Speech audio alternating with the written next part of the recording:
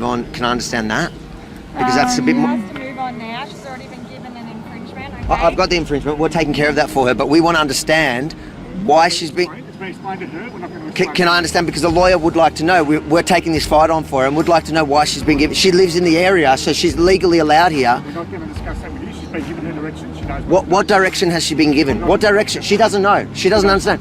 So you're abusing your power. You're kicking a woman out from her own neighbourhood park because you think you have some sort of authority that you don't hold. You can't do that to locals. Everyone was being sprayed and it's just chaos here. And I think it's completely unnecessary chaos because the people have already gathered here. They're already protesting. This is just a show of force, a show of control. We've done more for climate change than you have. Here? What have you done? We've done. How did you get here? We've done more for climate change than you have. How did you get here? See you later. Naz, how did you get here? How did you get here? How many in your entourage? You eat meat? I eat meat. What's your footprint? But I'm not the one here. I'm not the one standing here pretending that I stand for all these things. I'm doing good, brother. How are you? But you do, mate. You do. There you go. The biggest hypocrite on YouTube. People who wave swastikas vote for Trump, and I will vote for everything against somebody who waves a swastika. Okay, well, that's kind of like really simplistic, but It is simplistic, A but couple that's of all I weeks need ago- because they're fucking Nazis. But on the other. Nazi? No, but you are. But if you. Oh, but I am. No. That's not what I mean. I just can't make sense of it where in a Western democracy, the media is not only not safe, they seem to have been targeted in that situation. Yeah, I can't speak for exactly what the police were doing there and what was happening, but definitely you can see my face and you can see what happened. Good on him. Why don't you wear another... Why don't you put another mask on? You're putting us all at risk. Why don't you f*** off? Yeah, you're the one that walked to me. Why don't you f*** off? How does it feel knowing that your group attacked the only Jew here? So you should Where are you from? Where are you from? f*** off. Where are you from? Why are you... Fuck off. Wear another mask. Fuck off. You look like the Nazis the way you're dressed. You look exactly like the Nazis. Don't touch. Two groups gathered here. You've got the Free Palestinian side, the pro-Palestinian side. On the other side, you've got a small group of Israelis there. They're from the community. This is most likely their neighborhood.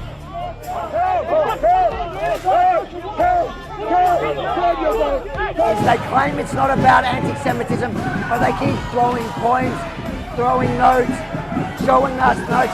This is 100% about Jews, not about Israel.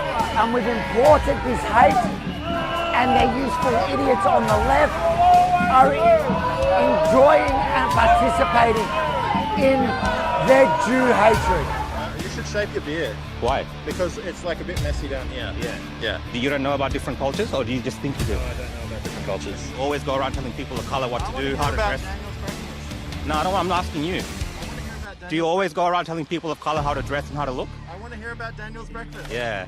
That's That deflection. So the white anti-fascist being called out for his actual racism, Did you eat and the he's yogurt? deflecting by talking about nothing. Did you? Listen, stick to what you find do out what best. Daniel had for Your breakfast? racism. Take your mask off, bro, and talk to me.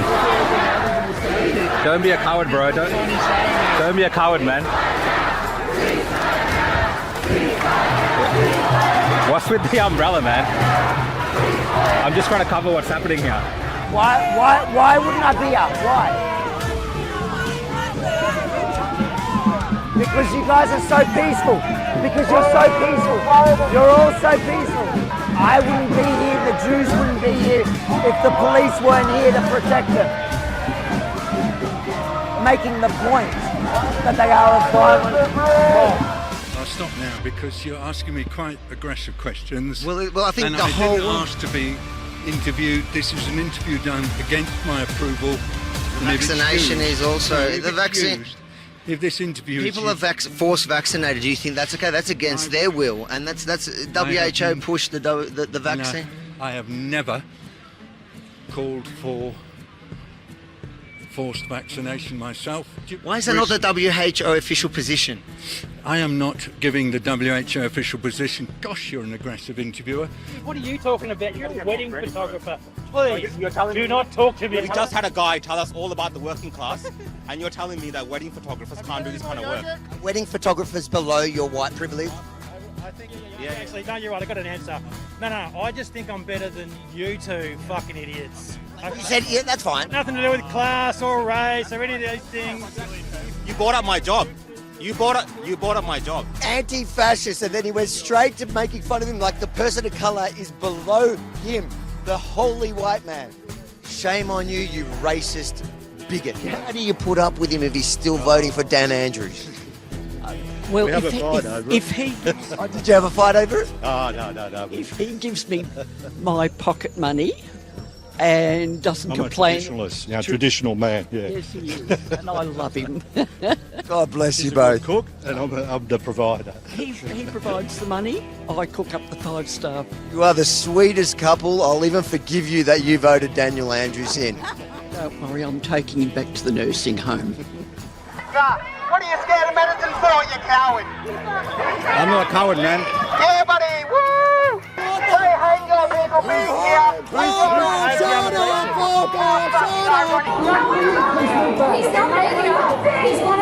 When someone's like talking about something that directly affects you and they have no skin in the game. None, nada, zero. How do you feel about Israel and Palestine?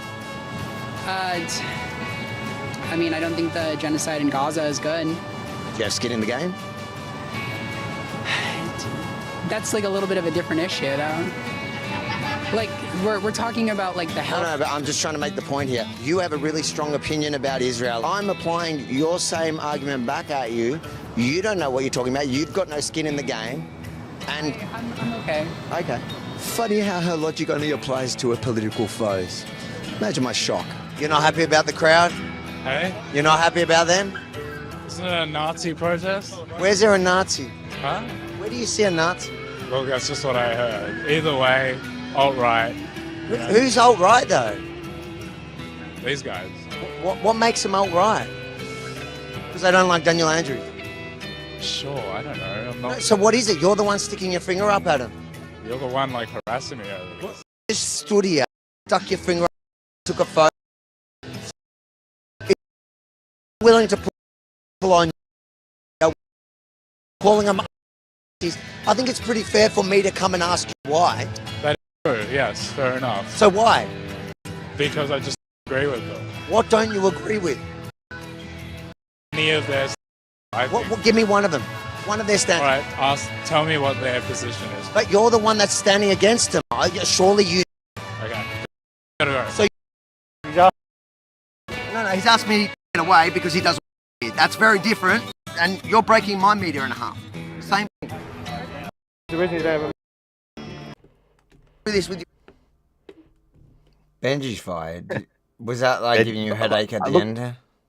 I'm surprised that Benji's finally included me in the intro. So he's I actually can't done believe some work, so. I can't believe he didn't at least cut out all the swearing. Like, anyways, Benji, fix that one up.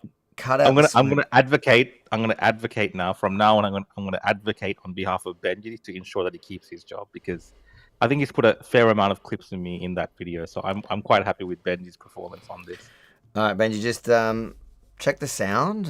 I don't know if that was just because it was loading off Dropbox. I didn't want to download it to the computer for no reason because, he's let us down before, but I'll download the next one. Benji just needs to go and firstly beep out the swearing from the tolerant left. I don't know why the original video didn't have that beeped out, but beep that out, please, Benji, and make sure the sound is all right. If it was all right, I'll just fix it on our end. But welcome to the show. How you doing, Rukshan? Yeah, I'm doing good, mate. Another week, another opposition podcast show, and all manner of things happening in Australia and around the world. So it's good to be here. And, do you remember when we used to count the opposition podcast? Like we used to start it with number, and that's it. We've done it so often now. Now there's no point. Now there's actually no point.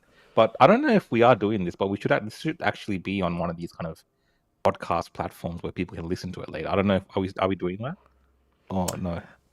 We were doing it, and I think we stopped. But yeah, because I'm only saying that because someone actually asked me if they can listen to it somewhere, not just watch the YouTube things. No, we were doing it, but we stopped organising it. So just go talk to Daniel and maybe Benji get organised that to be done again. So we'll try to do that. Welcome to everyone tuning in. We've got 1,280 with us across the platform. Really appreciate all of you tuning in. Guys, before we start, make sure to smash that like button. Help the algorithm enjoy the feed, and that way it spreads it further. But you can also spread it yourself by sharing it on your other platforms or the platform you're watching it on right now. And of course, if you're not already a subscriber to the channel, make sure to hit subscribe and hit that notification bell. But we'll get straight into it. I can see people are defending Benji already. I don't want to hear none of that. Guys, the comment section below us, the one you see scrolling naturally, that is off our YouTube live chats. That's both on Rukshan's channel, that's just below him, and on my channel below me. And of course, if you put a super chat, thank you to everyone that helps support the show through your super chats. We'll read every single super chat, including the one that we've already got from one of our regulars. Let's hit that super chat before we get into the first story. So, Oran, thanks for super chat, mate. Shalom, Rukshan and Avi. Good day, chat. I didn't realize that Mr. Magoo, which is Albanese, with just over 1/3 of the vote, thinks he has the mandate to speak for all Aussies. Yeah. In his defense, I think the polls do show that he sort of has popular, I think there is probably popular support for it, as much as I think it's stupid and short-sighted and means not really, it doesn't mean very much. We'll get into that very soon. And he's somebody that certainly works via polls, but you know, the polls are certainly skewed because if you pump enough propaganda and one specific message from all directions, whether it's social media and the mainstream media to our state broadcast, when you've literally pumped people with a certain narrative for almost 2 years, of course people are tired. People just want it over. People want to do the right thing. People in Australia believe that this is probably the right thing, even though it isn't. But we'll get into that a bit later on. You know, as the government, it's easy to create yourself a mandate when you kind of control everything. But before we get on to all of that, I think we'll start local. Yeah, let's start local. Yeah. Okay. The first story I've got, let me just pull it up. Their homes from intruders under a bold new bid to overhaul the state's self-defence laws. It follows a surge in violent break-ins, with homeowners saying they've been left with no choice but to fight back. As Aaron Monk chased an intruder out of his Clyde North home with a baseball bat, he feared the consequences he would face if he was forced to use it. We shouldn't have to sort of second guess to protect ourselves in those moments. The father is backing a push to introduce UK-style castle laws here in Victoria, giving homeowners more power to fight back against armed thugs. They know that the way that the system is at the moment, that the power's with them as opposed to the homeowner. Libertarian MP David Limbrick says a review into our self-defence laws is long overdue. They haven't been reviewed since 2013. Castle laws would allow homeowners to strike before being attacked and use weapons. They actually give you the right to use deadly force, but you've still got to be reasonable. But the Attorney-General isn't convinced. Our self-defence laws here in Victoria are proportionate, urging Victorians not to take matters into their own hands. In any emergency situation, call Victoria Police first. The police can't always be there. Like, it takes time for the police to come out to a home invasion. The opposition will decide where it stands on the matter tomorrow before it's debated in Parliament on Wednesday. The Libertarian MP hoping for enough support to trump the Attorney-General's reservations. I definitely hope it passes because at the moment, everyone's living in fear. Beth Yeoman, 7 News. What's your reaction? Well, just the comments of the Attorney General, they're just so out of touch. Yep. Just to say to call the police. I mean, I've been in situations where I've had to call the police on behalf of other people for different reasons. But, you know, depending on what's happening on the night and how busy they are, it takes a bit of time for the police to show up. They're understaffed, they're under-resourced. And it's across all our emergency services, but especially police. So during the time of a crime being committed in your home, Yes, after the criminals have left and done whatever they've done to you and your family and your property, yeah, sure, you can call the police and wait for them to turn up. But I don't think it goes to the message or the sentiment behind having people have the right to self-defense when engaged by criminals in their home, like something like this castle law, which is to act at that time to protect yourself, where the police can't magically appear when you want them there. So I think they're out of touch, and I'm just saying that because obviously we have this spike in crime in Victoria, we have an increase in home invasions, and we have an increase in people using weapons during home invasions and it turning violent. There's been multiple instances of that, Avi. So I think they're out of touch, and I do think Victorians need more protections to protect themselves in the home and to feel more confident in their house that if someone does come there, they can do what they need to do to protect themselves and their family and their property. Yeah, I agree. It is the government's certainly out of touch on this one. They've never been attacked before. They live comfortably and safely in wherever they are. They don't live out here, or these ones, I imagine, don't live out, in the suburbs that are being targeted each and every day. It's insane to me, the idea that this is even a question. Like, we're not allowed to carry firearms. We're not allowed to have pepper spray. And we don't even have the protection in our own homes when someone breaks in. The government is telling us that we should call police. So there's, a gang of 5 people who are threatening... Well, I mean, look, technically you can still defend yourself in your home, but, there's more chances of the police coming down on you for taking that action. You can go through the whole process. You can go to court and prove self-defense and all this nonsense, right? You can do all of that. But I think what people are asking for now is just the basic the castle law, the castle law is it gives you that extra power. So that, and also I think it sends a message to criminals that almost a warning, like the power is actually with the homeowner. So think twice before entering someone's house, because they have an automatic presumption of being able to protect their property, and the moment you come in uninvited, they're going to have to prove that they've done something wrong rather than you. Currently it's backwards. It's kind of like you're guilty until proven innocent, and it's happened before. Like I remember probably 10, 15, oh gosh, it was before I got into politics. I was running the gyms, and there was a guy, Ben Badaham. I remember I started a campaign when I had the gyms. He'd got charged. Somebody broke into his house, an Aboriginal guy, and this is not in Victoria. This was in, I think it was, off the top of my memory, Ben Badaham was in Newcastle maybe. But whatever, same thing, broke into his house, found him in his little toddler's bedroom going through the drawers.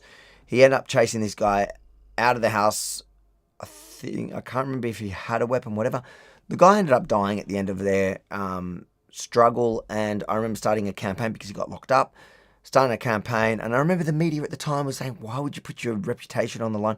But I looked at all the footage and all the evidence that was in the public domain. I'm like, mate, he was braver than most dads would be, than most Aussies, and we should encourage that. And the guy that he had killed was actually on drugs, had a long rap sheet, violent. I think there were even sexual assaults in there. Like, it was a horrible person.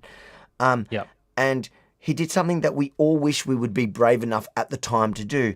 And he got penalised for protecting his family just because the perpetrator with the horrific long rap sheet ended up dying. And I think the message is bad. It's wrong to send to the community and to send to other criminals, saying you're going to go after the guy just because the perpetrator ended up dying. He ended up getting off at the end and a payout and whatever, and justice was eventually served. But I think the process was a major punishment and ended up destroying a big part of his life. But this conversation is not just about Victoria at the moment. In fact, I've seen it across the country. There's another story that I had with the exact story here. I'll pull it up as well. 1,000 Queenslanders are backing a call for laws to allow them to kill home intruders without legal consequences.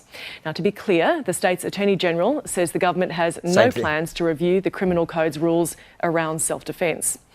But the popularity of the so-called Castle Law petition highlights the simmering crime concerns in the lead-up to a state election. Rebecca Fogarty is the president of the Queensland Law Society and joins us now. Rebecca, as we outlined a moment ago, there are no plans to put this law into place, but 40,000 Queenslanders agree with Castle Law. Does that concern you? It's deeply concerning. The proposed laws are a private member's bill, which means it's not government policy. They're quite extreme in the way that they've been drafted and have some terrifying consequences. So the fact that there's such support for them in the community suggests there may well be some misunderstanding about the way our current laws are working. What are the current laws when it comes to self-defence on your own property? Yeah, so a person is entitled to defend themselves when they're under threat. The law allows the use of reasonable force if you are defending yourself, or if you fear that somebody else will come to harm, or if you fear damage to your property. They're good laws, they're old laws, and they've worked very well to date. So you're saying they're adequate. Is there any data to suggest that they're too lenient? Not at all. That's a difficult question to answer, but certainly the laws work very well. Queensland is youth crime and crime are big issues in Queensland at the moment, and part of that is this idea of an increase in home invasions. What we do know is that with all of the very high-profile matters, those people are in custody. Rebecca, how do you prove self-defence?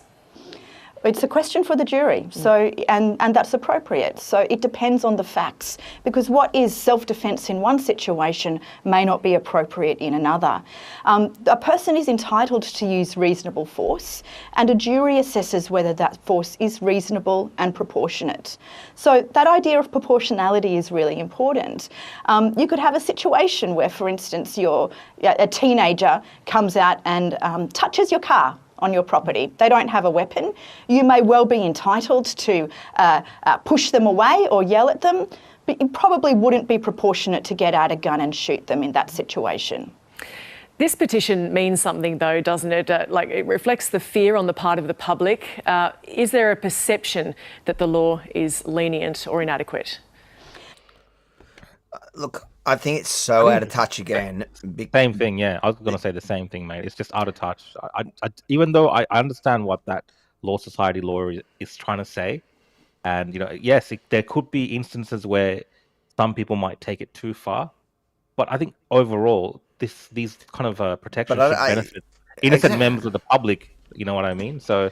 And what's too far? Exactly. What's too far? Like, she's up there in an ivory tower, probably protected by a secure home, big fences, security that most people can't afford to implement on their property. Both of them, probably the two people on the panel right there talking.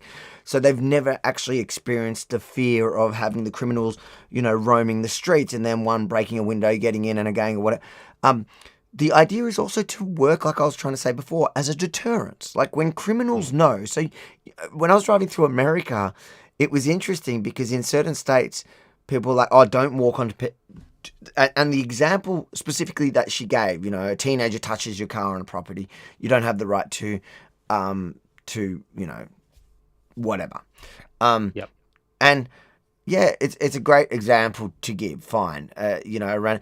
But in America, it's known, do not walk on somebody's private property, especially in certain states where they have essentially the castle law and they have guns and they're allowed to use it. And you need to think twice before you just even entering somebody's home invited to make sure that you're not, there's no way that somebody can say you're trespassing. And maybe we don't need that extreme, but I think criminals... and the growing problem of home invasions that we've seen across the country, the rate in which it's been growing, this horrific crime, like the way she just so casually defined proportionate response to somebody, our self-defense is as long as it's... What do you mean proportionate? What do you mean proportionate? Somebody's broken into my house. I don't know what they're going to do. Have they bashed one of my children yet? So do I get to bash them now? Like, that should not be a calculation. No one should ever have the fear. Firstly, it's my house. Why are you entering? The fact that you're in here means all bets are off. I need to put you down. I need the right to be able to put you down. And that way, it works two sides. It works firstly for the homeowner to know that in my house, if somebody comes in here uninvited and pushes their way in, well, I don't have to think twice. I can grab whatever I've got and I can put them down. It's a matter, like, it's not the facts of the case. In my own head, I can be scared of it. But I think on top of that, we need the criminals to be scared of it, going, how many people are sitting in their homes waiting for the excuse to hurt me? How many people are doing, instead of how many people are sitting at home scared to do anything, because if they do anything to me, they're the ones that are going to be in trouble. They're the ones going to be dragged through the courts, and I'm going to get a slap on the wrist because it was just an agberg.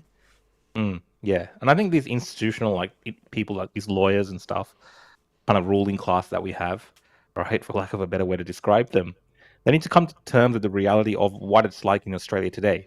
Perhaps, 20 years ago, 30 years ago, different times, the criminals may be different, right?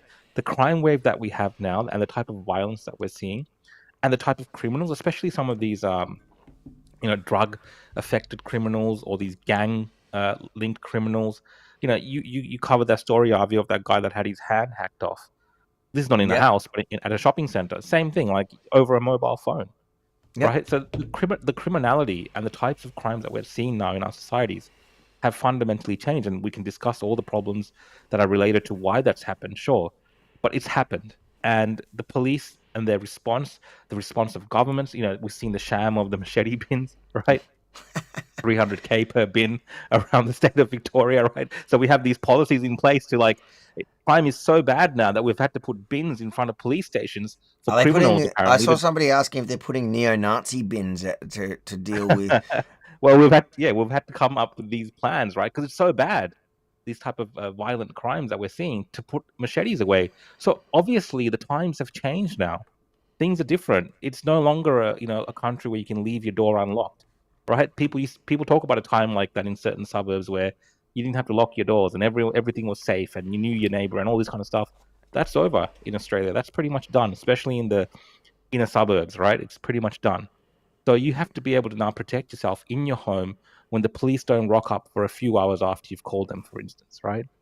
They'll come after the fact. I mean, there's a story today. I'm thinking we might talk about it later, but they've come after the fact and the people in the house are dead, right? Whatever the case wasn't happening in that house. So you have to be able to make decisions, not second guess yourself, and be able to protect yourself and your family.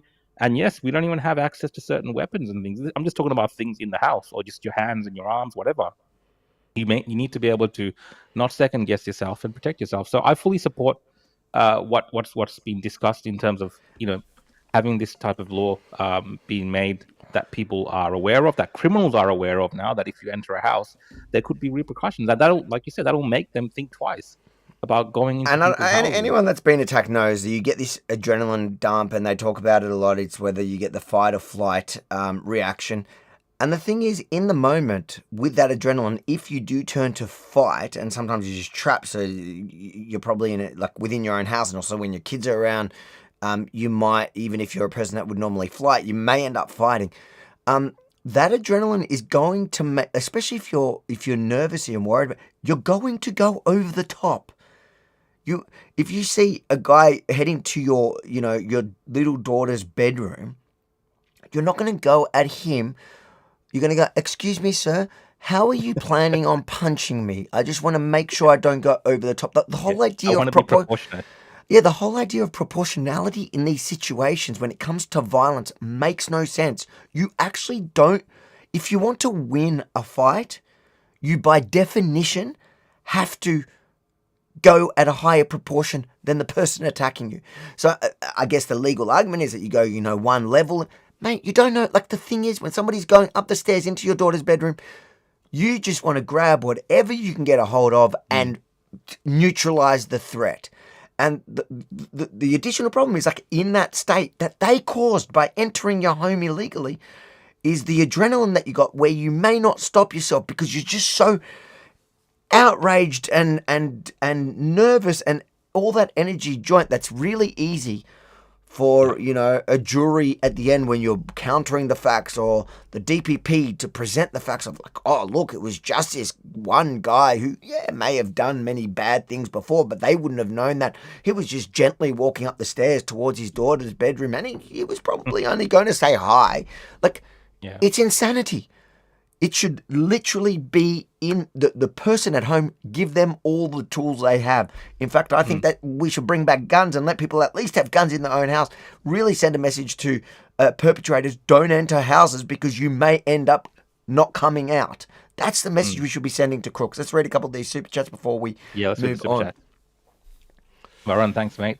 I called the police last year and I'm still waiting for them to turn up. I've had a similar experience. It wasn't related to an emergency style matter, but yeah, like they are actually swamped. I don't think it's the fact that they don't want to help you, but they're actually overworked and swamped, and the system's all falling apart. So yeah, this Attorney General saying, hey, just call the police, nonsense. Like, after you're dead or after your family's harmed or you're injured or something like that, what's the point, right? So exactly. Police are not police. If you talk to any copper, he will tell you that 99% of crimes, you know, unless they're at protests, but even in those cases, they don't actually deal as we've experienced with the crime in the moment. It's always investigative and after the fact. They're there to pick up the pieces once it's already happened. And like you can see in the story today, but just in general, like, they can have devastating consequences that you'll never come back from if you're just going to rely on the police. Yep. But yeah, we're all waiting for cops to show up from one of our last reports. Kweety, thanks for the chat. If someone breaks into your house, just show them your Medicare card. Yeah. Don't give Albanese any ideas, because he loves flipping out that Medicare card, and he might actually have it as a campaign. So don't give any ideas. Equity, you're going to get banned for 24 hours with that. Nah, I'm joking. You're not banned. Another one. Proportion means you get to invade their house. Exactly. Pretty much like exactly. Like what is a counter to it? Just like, okay, because it's so dangerous apparently for people to interact with these criminals by defending themselves. Let them come in. Let them do whatever they ask for. Give them everything they want. Let them, hurt you, abuse you, whatever it is, and then leave. Like, that's the alternative. That they're not really presenting an alternative, are they? So no, they're pretty much saying leave it to law enforcement. That literally the what was it? In the first one, was it the state attorney general? She's like, just leave it to law enforcement to deal with. What? What? What? Like, they're stabbing me. No, it's going to be okay. That's why we have emergency services. That's why we have a proportion. And you know what? This same argument, I always hear it also when it comes to wars, or, you know what? Only one war that ever comes up with the Gaza and Israel, and everyone's like, oh well, it's disproportionate. So what did you want Israel to do? To go in, rape, kidnap, pillage, behead, burn people? Like, the whole idea of proportionality is a moot point, and I'm sick of hearing people arguing it, because I promise you now, whether it's terrorist attacks or a gang breaking into your house, when it happens to you, you're not going to want proportionality. And you're the innocent victim. You're the person that was sitting at home minding your own business. In fact, you spent your hard-earned dollars, you've built your life, you're a taxpayer, you've done everything right, and then a bunch of thugs, often that have been imported, but maybe not necessarily, thugs who have, whether they're drug addicted, whatever their excuse is in the world, they break into your house, threaten you and your family and everything you built. Yeah. Talk to me then and tell me you want proportionality. Yeah. And it's just like, I'll also need to make the point that those criminals that you're talking about in your hypothetical probably have been bailed 15, 20 times by the time they get to your house. So they've already hit up a few other houses, in the months and years preceding that. And that's the way that law enforcement deals with it, is by putting these criminals back on the streets so they can go abuse and rob and maim more people. So the whole system is effed up, and people can't even do anything to protect themselves. They don't have weapons to protect themselves. Really, Australia is, spiraling into a society where, everyone's going to have to just live in fear, especially after the police service completely disintegrates the way that it's going. Final super chat before we move on from this topic tonight. Baz, mate, thanks for the super chat and thanks for watching Welcome to again the chat, today. Baz. Baz, yeah, they usually prefer houses without dogs, always have a dog. That's true. I mean, these criminals are kind of crafty and they will try to hit places where there's less likely people would be, there would be attention coming to that. So having a big dog is probably not a bad thing. Especially some of the really. ethnic gangs are really scared of dogs. But it's like, depends what dog. I've got a dog like that. I've got a little cavoodle. The only thing she scares me as to whether she's going to wake me up 10 times to go to the toilet at night or not. Yeah. She'll bark at a bird, but she won't bark at a human. So she's absolutely useless. But some of the big dogs, like your German Shepherds, Yeah, your we had a big Rottweilers, we had like a German Shepherd in Dandenong, and Well, and you the have neighbors to. were very, very happy that we had one, because even the neighbors that didn't have dogs, they're like, oh, we feel safer because your dog barks when there's like people at nighttime or whatever doing weird things. So it was actually a good deterrent. But obviously, that is not going to stop some people, and you still need further protection. I always have to hide my dog when Benji comes over, but that's a whole nother subject. Let's keep going. Let's stop picking on Benji. All right, next subject for tonight. This is the one making international news. In fact, I did a cross live today in Israel, and I've never had such a bad interview. I just couldn't speak Hebrew. It's the biggest flop. But let's talk about it. It's making world news at the moment. Today I can confirm that at the 80th session of the United Nations General Assembly in September, Australia will recognise the state of Palestine. Australia will recognise the right of the Palestinian people to a state of their own, predicated on the commitments Australia has received from the Palestinian Authority. We will work with the international community to make this right a reality. Australia is making this statement today following our Cabinet meeting as part of a coordinated global effort building momentum for a two-state solution.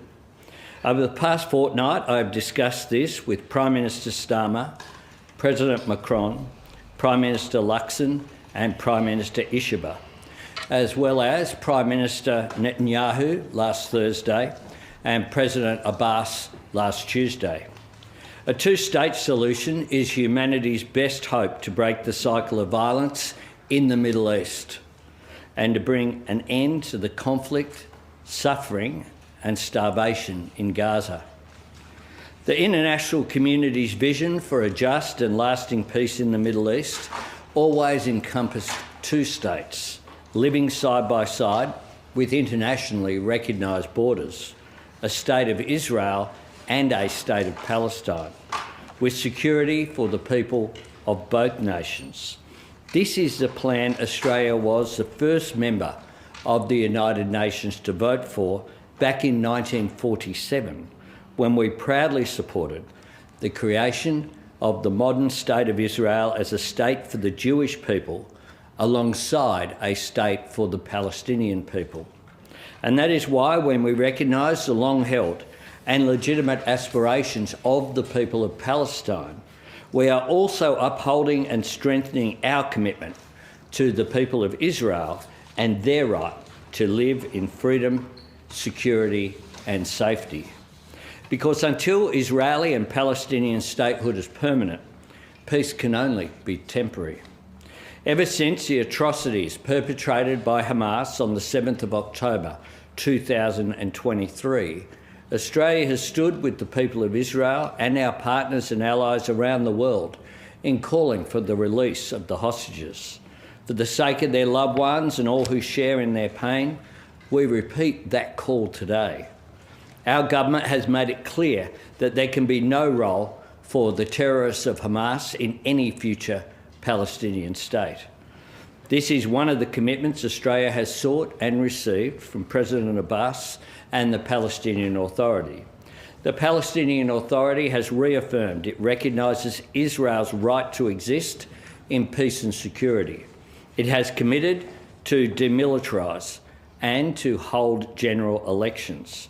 It has pledged to abolish the system of payments to the families of prisoners and martyrs, and promised broader reform of governance, financial transparency in the education system, including international oversight to guard against the incitement of violence and hatred.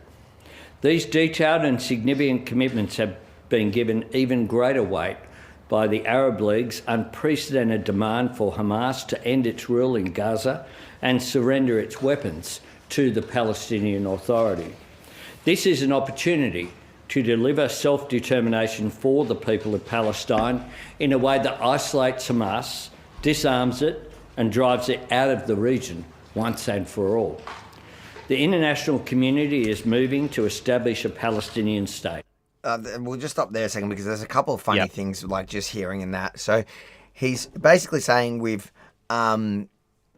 making the deal with the Palestinian Authority to cut out Hamas, which then he goes, the commitments, like listen to the commitments he says he's gotten from the Palestinian Authority, that they will, like the pay to slay, which is, for people watching this that don't know what that is, the Palestinian Authority, the partner in peace. Wait, this is not Hamas. This is who Albo is partnering with. This is who Albo's partnering. So they're meant to be the more less radical government of, and they're based in the West Bank. They fought with Hamas in 2006, 2007, whatever. They got thrown off roofs. They're more nationalist than Islamist, rather than Islamist nationalist like Hamas.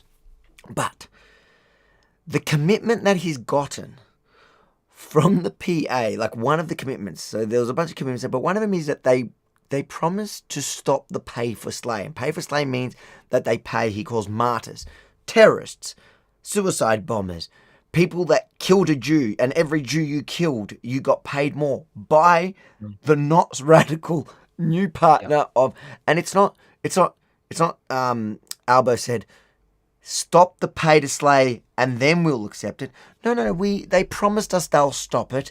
So we're going to recognise Palestine because they told us all these nice things. And yes, Australia did like much of the world in 48 or whatever. It was a two-state. It was supposed to be for two people. But it was the Palestinians who rejected it at every point when it came to just making peace or recognising Israel's right to exist. What does it all mean? I think, personally, I think it's just a political play by Albo, local political gain.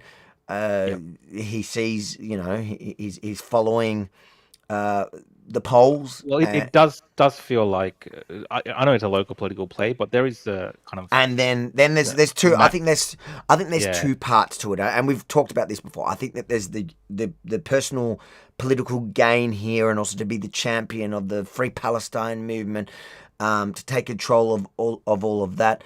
A lot of that he's fed himself, like the idea that the polls are swung that far that way is because, the media, the government, all the messaging for the last 2 years, social media, all that.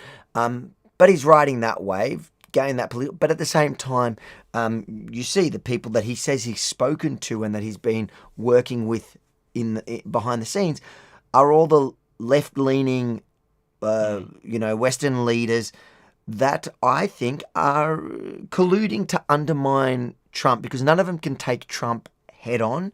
And this is a way, because obviously Trump's mission here is peace through strength, actually finish Hamas off, get the hostages out, and make them like how it was always agreed to be, is to negotiate and all these things that they're saying, and is all part of that proper agreement, not like a little paper note saying, I promise I'll do the right thing, from a group that... So the Prime Minister himself is admitting he knows that the partner in peace that he's working with is paying for those terrorists, and on top of that, the other funny commitments that he got from the PA is that they'll run free and fair elections.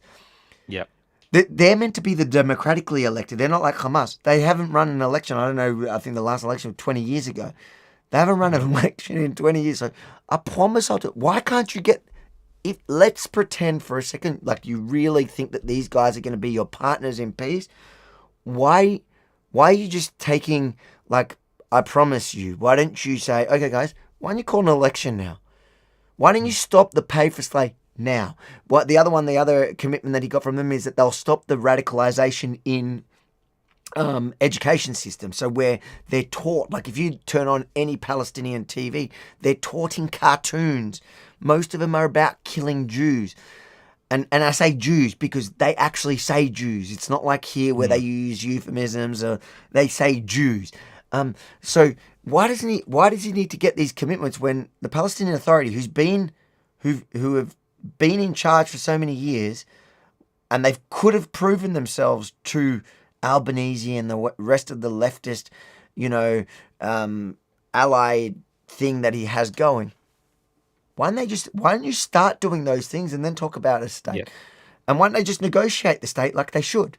But even if you don't want to come to that part of it, like, why can't all the things that they're saying are not only reasonable, like it's unreasonable to believe that Australia is negotiating and taking a partner for peace seriously for somebody who is, by admission, paying for the families of terrorists, teaching people to hate, radicalizing, indoctrinating children into hate, by admission. Literally everything that he's got, but who, by admission, hasn't run a free and fair election. Anyways, that's... No, look, I mean, for me, as an Australian, for instance, looking at this, the biggest issue I have is obviously we're negotiating now with terrorist regimes to the extent of giving in to terrorist regimes who are on the back foot. Let's not kid ourselves. In terms of how the US and Israel is dealing with this, Hamas is on the back foot. But now all of a sudden, Macron, we have Keir Starmer in the UK, Macron from France, and we have Mark Carney in Canada, and now Prime Minister Albanese, who's joined this little gang, giving them what they want is this legitimacy. And obviously they're putting this through, tunneling it through the PA. But really, at the end of the day, it's just capitulating to Hamas. The hostages are still there. There's dead hostages they're keeping as well. The whole thing is sick and twisted, if you just consider it from those terms. And Australia is pretty much complicit in colluding with a terrorist organization in Hamas against the United States of America and Israel, who are fighting to free these hostages and obviously to demilitarize that region as well. Now, I know the suffering can't be denied, what we're seeing coming out of Gaza, and it's horrific. Everything we're seeing is horrific. But it's up to the West, it's up to these countries to put that on Hamas, put that on the PA, and say this is your problem to solve as well. Ultimately, you are responsible, and we don't need to give you these type of concessions. And these things, Avi, these recognitions of Palestinian statehood, it's been happening for decades and decades and decades. All these promises are always made. A lot of it's just fairy tales, because if the other side is not honest in terms of keeping their side of the bargain, which most likely when you're negotiating with terrorist organizations, they most likely will not. It will change, right? So it is just appeasing the current sentiment in the population. It is just appeasing the news cycle, right? It does give Albanese some breathing room. Like, now that he's kind of come out and done it, you understand what I'm saying? Like, he's kind of done it and he's committed to it, so he doesn't really have to talk about this statehood thing anymore, because it's just done, right? And I know this because Sri Lanka recognized the state of Palestine in the 1980s. They were amongst one of the first countries in 1988 when Yasser Arafat was around. So they don't have to deal with the statehood thing anymore. They've already kind of committed to it. That's kind of what Australia's done now. I know they've always backed a two-state solution, but coming out now and saying that, it just gives them some breathing space. It's not really a real tangible thing, unless there is something going on in the background where this not really the Western countries, but like the Saudi countries and I think that they're working on something, and there might be something actually tangible that's taking place that the US knows about as well, and they're trying to get that pushed through. There might be two lines of different negotiations going on there between what Trump, and what the Israelis are trying to get, and what these other countries are trying to negotiate with those Saudi region as well. So that's possible as well, and we might see something in September. But how real that is and how long term that is, it's really flaky to say when you actually capitulate to forces of terror, because what changes? The two places are still there, right? That animosity is still there. Before October 7th, there was technically a ceasefire, right? So that all happened during a time of a ceasefire. So what changes that dynamic? And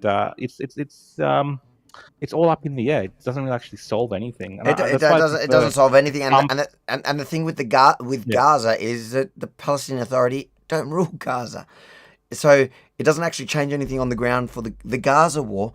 And also, what are you recognizing? You're recognizing a state without any borders because it hasn't actually been negotiated, because that's where it was supposed to go. And there has been many years of negotiation, but turned down several times. If you're interested in history, you can go through back and look at every single deal that was offered, even to a point where they refused at the end 97% of land. But whatever, we can go back. I just think that it's funny to me the commitments he's accepting, and we're just gonna take your word for it. Where at the same time, for the first time, and that is interesting, and he does mention it here, but it's like, it's funny because for the first time in history, the Arab League, the Arab nations, many of which are not friendly with Israel at all, let alone that many of them don't even have any real, they don't even recognize Israel, but they have come out and said that Hamas, that's it, enough is enough. They need to lay down their arms. You've obviously lost the war. Stop making your people suffer. So when the Arab League for the first time is going hard, the West is going soft. And it's that trend. It's, that is not leadership. That is following the lowest common denominator, the TikTok thing, the politics of TikTok. That's what that is. This is all fake, right? This is all fake. So like you said, there's no defined borders, right? But we have a country right now in Taiwan where we do have actual borders. Somebody bought. We have let's a country, read that super chat. we have an authority, we have a government, we have all of those things in Taiwan. But Australia, a chicken's scared to recognize Taiwan. Thanks for the super chat. But that's the point that was made. Albo didn't even know what Taiwan recognizes. That's a valid point. Like, why can't you just recognize Taiwan then? Because they have all those things in place already. But obviously, it's more than that. Does Taiwan need to go out and kill some people, take some hostages? Is that now the prerequisite now for for Western nations to come to the table? Is that what they're putting as a precedent? It's all kind of very murky and muddy and disingenuous, and I don't think this will stand the test of time. There might be a short-term relief or something like this, but in the long run, I think people are going to continue to suffer decades and decades into this because of the just the way that these decisions have been made. Whereas I think I honestly believe someone like Trump is looking for a long-term solution with partners in that area to completely change the dynamics of that space. Whereas these guys, Albanese, Carney, Macron, and Starmer, they're looking more for more of the status quo. And I think that's problematic in that region. It just hasn't worked. And you just need a different approach. And I think Trump's approach is more inclined to foster better results. Let's say it's worth trying Trump's way. Let's read some super chats. Varun says, "When will Albo recognize the state of Narnia? They have been gone through a 100-year winter caused by the White Witch." It does feel a little bit like this. To be thank you for the super chat. What do we got? Here we go. You got to read this one. Aussie John Fives, Arm Israel, hi, and Avi, could you please speak a few words of Hebrew? Oh, I've embarrassed myself today on Israeli national TV. I had my phone on and I was just waiting for my text messages to come from cousins just mocking me because that's happened to me before. But it didn't end up happening. What would you like me to say in Hebrew? Yeah, you're asking Aussie John.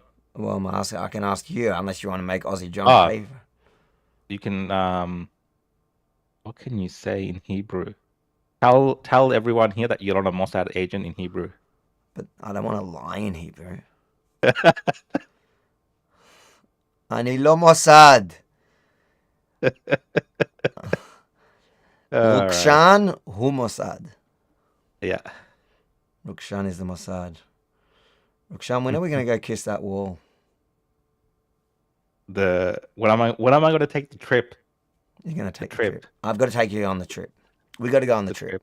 You got to go on the trip. They did that too. People on X are already saying I've been on the trip, but I haven't taken the trip yet, guys. When am I going to go on the trip? I'll I'm going to put some inquiries into I'll this. talk to Moshe and Yaakov, and we will see when I think you've earned your stripes. You need the trip. All right, listen, guys. Even haters get their super chats read, so we're gonna read the super chats from LeQuay, 1984. Thanks for watching again. Rhetoric Albo is a goy, and for over a century, prominent Jewish individuals and organizations have led efforts to dismantle border controls and push mass immigration into Western nations. The problem with this, I see this come up a lot, is Western nations have to act with some type of agency in terms of their own borders.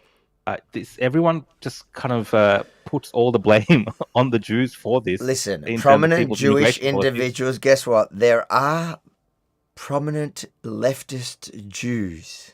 And you know why they pushed for open borders, many of them, is because they were leftists.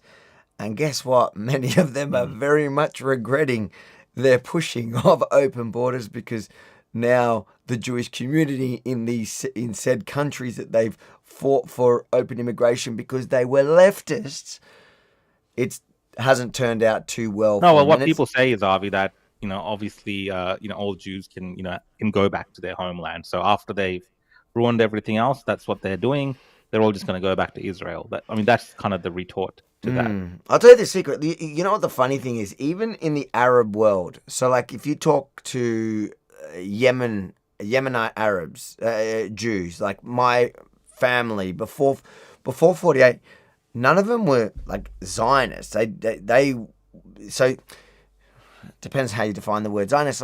Every Jew who's religious believes that one day they're going back to Israel when the Messiah comes. But none of them had this dream of going to Israel prior to the Messiah, because for them, they were Yemenites. They've always lived in Yemen, and one day when the Messiah comes, they'll move to Israel. But then what happened was the population turning on them turned them into Zionists, because they realized they're just not safe anywhere but within the one Jewish state, which was in their historic homeland.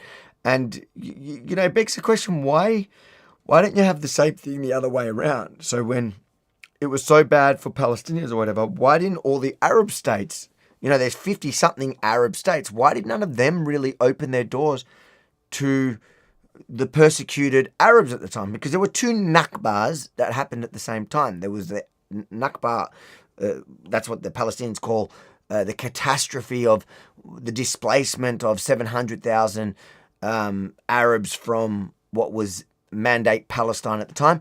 And then there was, something similar. I don't actually know the numbers off the top of my head, but also hundreds of thousands, I think it was similar, may have been even more, of displaced Jews from the Arab world who had turned on them because of something that had nothing to do with them.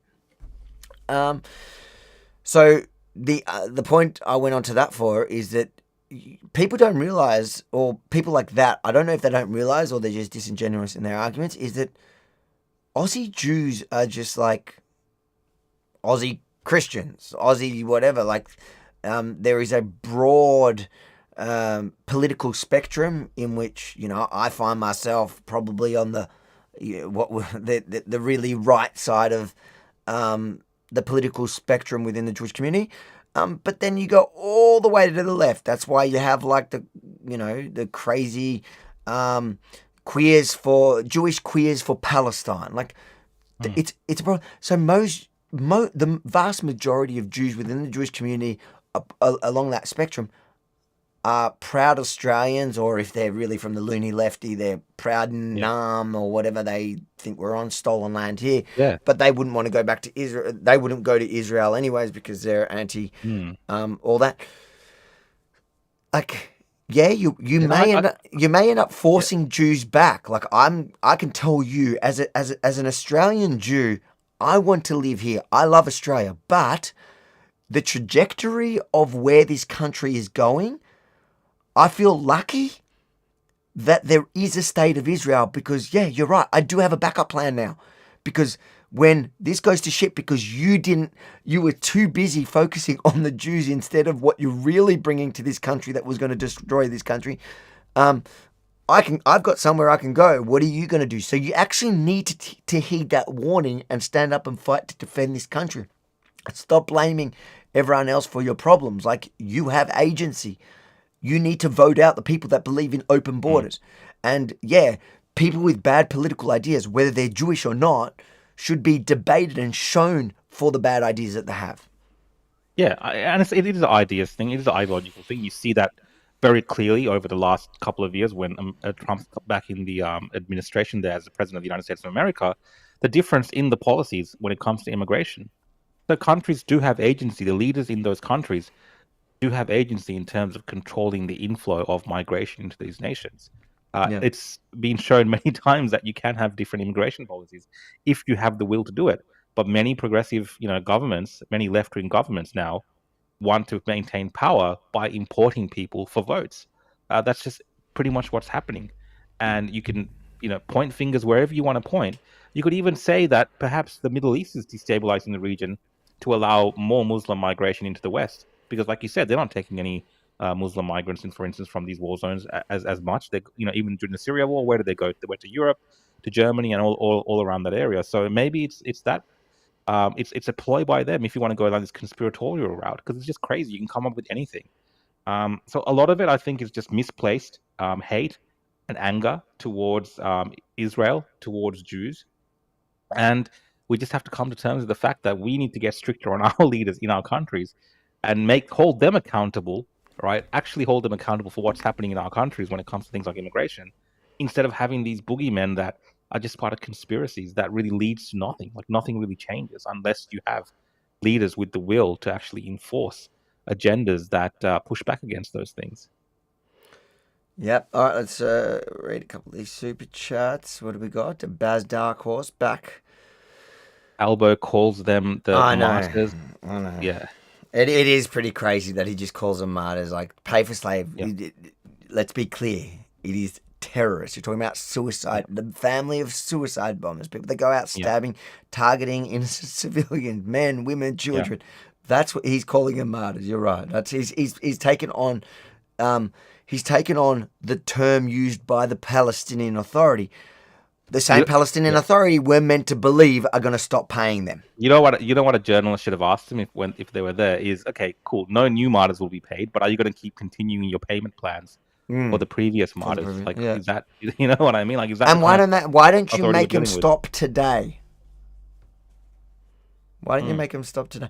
All right, we've got another couple more from Luke. Luke A, who hates the Jews. The damage has been done. Thanks for the super chat. Damage has been done. Greater Israel has been expanding for decades, and Gaza is the new casino resort, and all these politicians know it. This is all theater and virtue signaling rhetoric. Ashkenazi. Look, again, Ashkenazis. Before you step in, Avi, because people are going to be like, your views are clouded. You're from Israel. Ashkenazi. At the end of one of those wars, they had the Sinai or whatever, that region, and they gave it back to Egypt. Like, if this was an expansionary type of Zionist movement that people are saying, you would never give territory back. Like, these things don't necessarily happen. I think really it feels like these territorial issues around them is more of a burden than an issue. And they have to keep building these buffer zones in the area. I really don't see it as something that they necessarily want to do. It just doesn't make sense, like what people are saying. And all this casino stuff, I think that's just Trump being Trump and just trying to freak these people out, being like, hey, if you guys don't get your act together, we're going to come in there and build Las Vegas there. Because you know what? If you Hamas people don't want to negotiate with me, I'm just going to come and do whatever I want to do because that's what I can do. So I think that was just more negotiating by Trump, and obviously people take that the wrong way. I don't think anyone really wants to do that. They just want a stable region. The whole Middle East with the Abraham Accords and what they're trying to do now as well, with getting countries like Lebanon involved in terms of they want to disarm Hezbollah, for instance. Like the whole region seems to want to change to a different posture where they can interact with the rest of the world and have free open markets and people traveling and open up their economies so that people can rise up. It feels like that region wants to do that, and it's being pushed by obviously the Saudi states and the Emiratis and all this kind of Trump. things. To be honest, I think it's Trump. And Trump as well. Yeah. It's Trump as well. So they want that, and I think they're trying to push for that. Trump really wants that, as he's kind of, you see him, right? He's getting all these peace deals negotiated everywhere. This would be the final piece for Trump. Yeah. He's a part of his legacy if he could achieve something in the Middle East in the next 3 years. And you see, he really wants it. And he's probably one of the only presidents that we've had in a while that could maybe achieve something. So I hope in these 3 years they do come up with something. And I don't think it's going to be casinos, like Quay was saying. I think that's just Trump threatening everyone. Luke Quay's got another one. There's a lot of the Great Israel expanding for decades. I'm referring to destabilization and regime changes orchestrated by them in the Middle East. Facts. Look back at that. So you're like mixing all different conspiracy theories together. So the Greater Israel plan that you guys talk about makes no sense because it's. And I had this conversation with what's his name? In the debate that we did, John Ruddick. And it's like Greater Israel plan is a idea that comes from the Old Testament, and it's about I think it's in Genesis, and they're talking about the Promised Land given, and it goes from Iraq to like it's huge, and so that's not happening. That's definitely not expanding for decades. In fact, if you look at the history, it's been returning land for peace.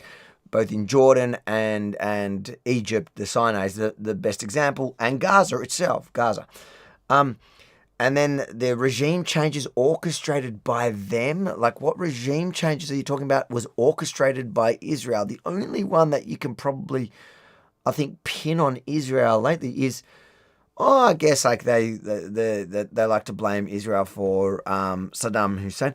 I can't say that like a bunch of the regime changes that happened in the Middle East. Well, I guess the only one that I can think of is Saddam and Assad. Saddam Hussein, it was no secret that he was an enemy of Israel. He fired in 1990 the Scud missiles at Israel in the Gulf War, but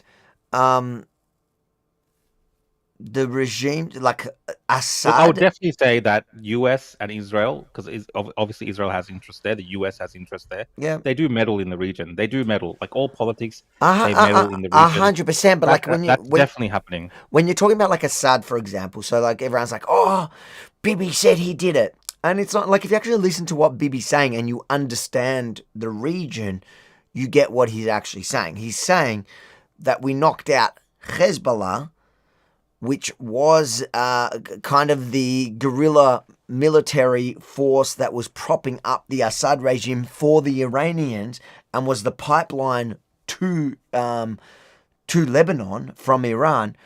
He says we knocked them out and Assad fell. So he's taking like credit for that. Now, are the new guys better than Assad? Clearly not. They're a pack of terrorists.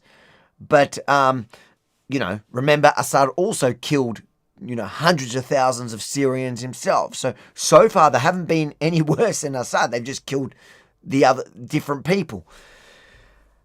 Anyways, we're going to keep reading. Look, if you keep giving us the super chats, we're going to read your nutty comments. Thanks, mate, for the super chat. Western nations are encouraged to have open borders while Israel is accused of maintaining strict border control, suggesting hypocrisy of a hidden agenda. I mean, that's, again, so many countries, like almost every country in the world except the Western nations, just by the sheer will of their own, senses, have strict immigration controls. And it's not all Western nations, and it's a new phenomenon where when we look at the open borders policies that's happened over the last maybe 20, 30 years, where it's become intensive. So I don't buy into that. Israel has to maintain strict borders because all the countries around them have at one time wanted to destroy them. So it makes sense. I'm just, again, looking at this logically. it makes sense for them to have strict border controls because the people around them are saying they want to kill them.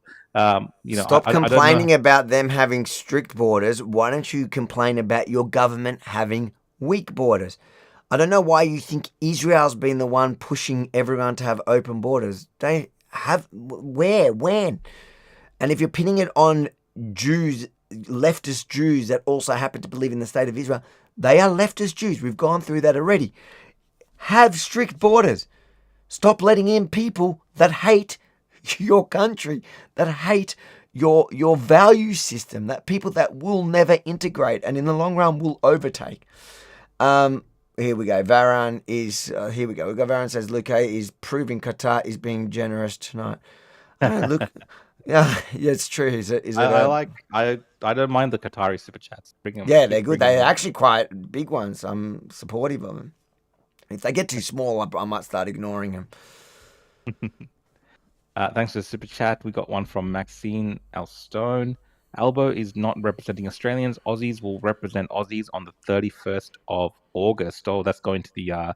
we're going to talk about the freedom, or it's called the March for Australia. We'll get into that soon. Yeah, let's talk about that soon. We're getting to that. Super chat. Stay on the line. Thank you for the super chats.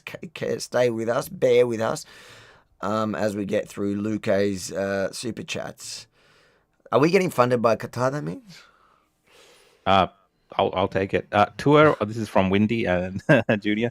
Tour of the holy sites in Israel and the Mediterranean Gaza tourist resort is on my bucket list.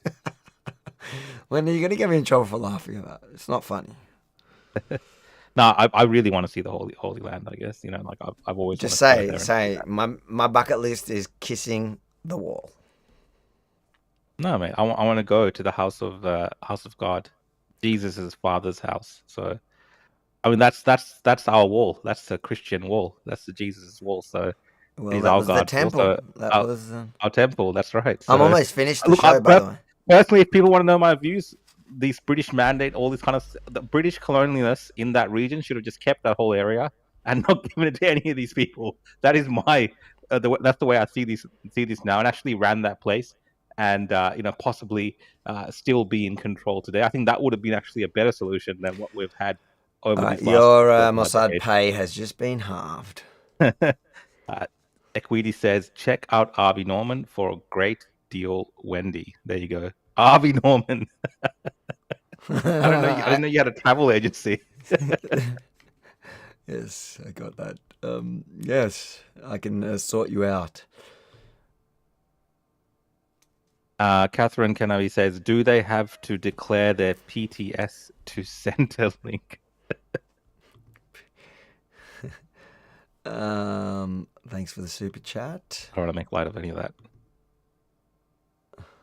Lequay says they are parasitic and have used Western nations to pay to build the state of Israel, and at the same time have been destroying those nations from within.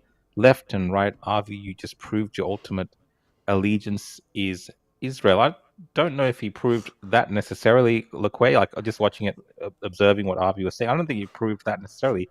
He was answering your questions. Listen, I got to expose myself. I love Israel, and guess what? I love Australia, and I love the value, the Western Judeo-Christian values they're both born on. I don't want to live in an Islamist shithole. I don't want to live in a communist shithole, a socialist shithole. I want freedom and democracy where every person is equal in front of the law. I want to have tight borders in any country I live in or that I love. I think you need tight borders. And I think if you're in Australia, you should pledge allegiance to Australia and love this country. Love it. If you don't love it, you should leave. That's it. That's my opinion. If that says what you want to hear, then so be it. But thank you for another super chat. Okay, get a call-in show going, boys, and we have everyone can debate. Also, we've partied before, Avi. I don't hate anyone, but you don't know your history. Hey, that's the first suggestion. We actually want to do that on Opposition Podcast. Yeah, figure out a way for people to call in, and we can, have short discussions and maybe do something like that. We've partied before. I think they got some dirt on you. I think this is I'm a loose partier. I was probably loose. Where did we party before? Was it good? Was it a fun party? Was it a Jew party? Was it a Zionist party? And how did we did I pay? I couldn't have paid. Did you pay? It still looks like you paid. Did Qatar pay? I don't know my history. All right. Here we go. Varan's got a good super chat as usual. Look, don't forget to donate to Protect Avi. That's right. ProtectAvi.com. You know you want to.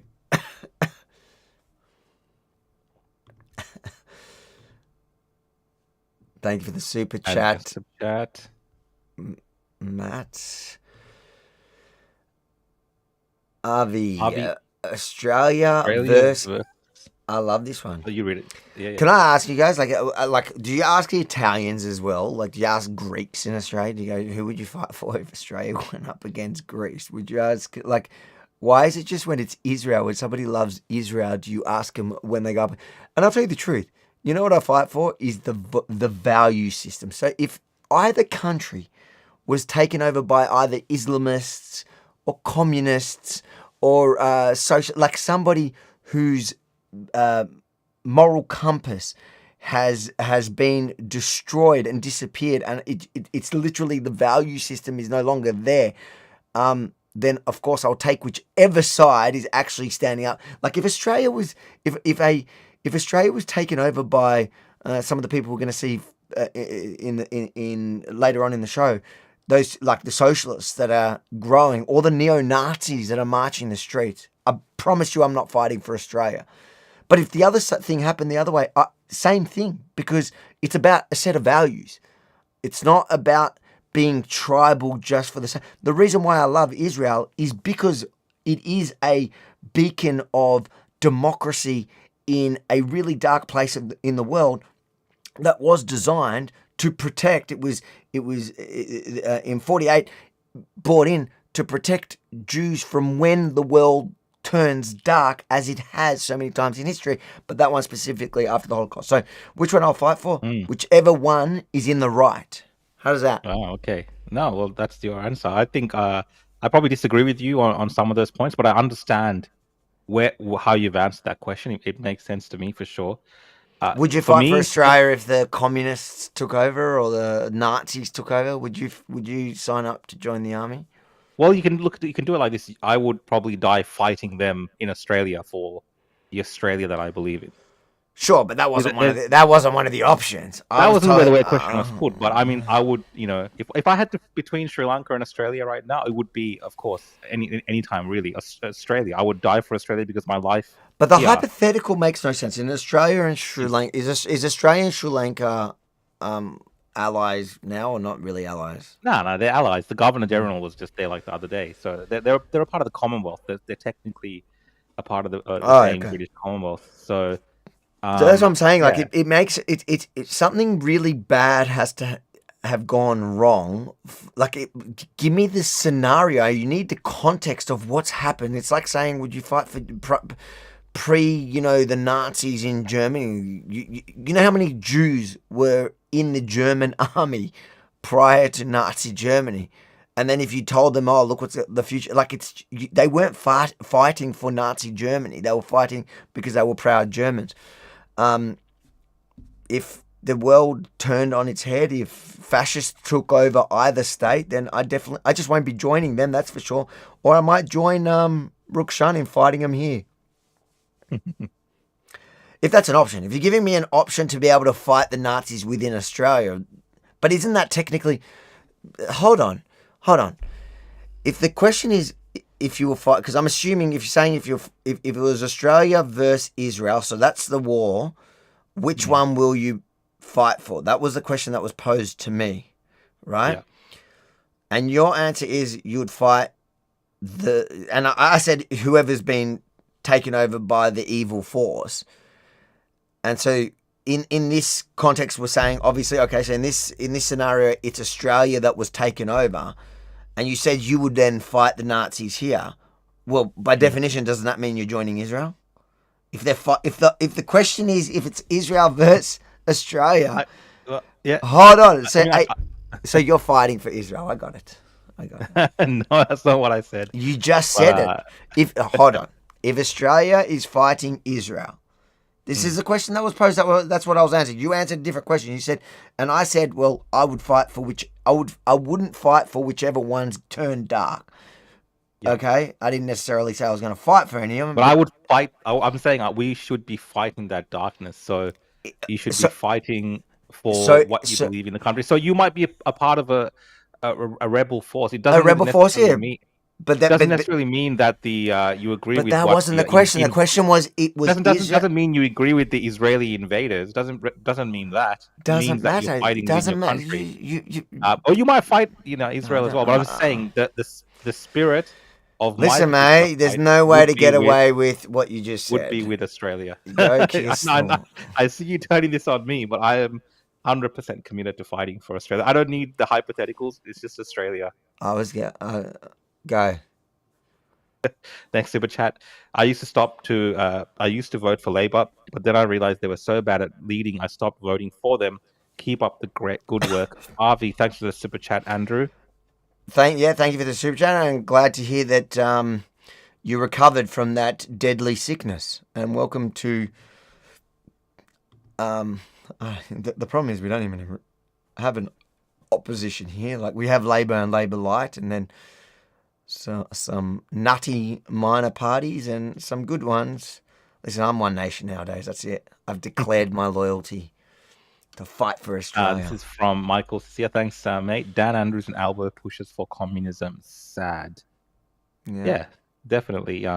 We are going down that pathway. We might actually, this scenario that you've presented as a hypothetical actually might have to end up happening, Harvey, in Australia, where we're taking on the communists. Luke, hey, I don't know if I can do these $2.99 one. Come on, up the game. He's running out of funds. It's Jews, Jewness. That is the reason they pick Israel.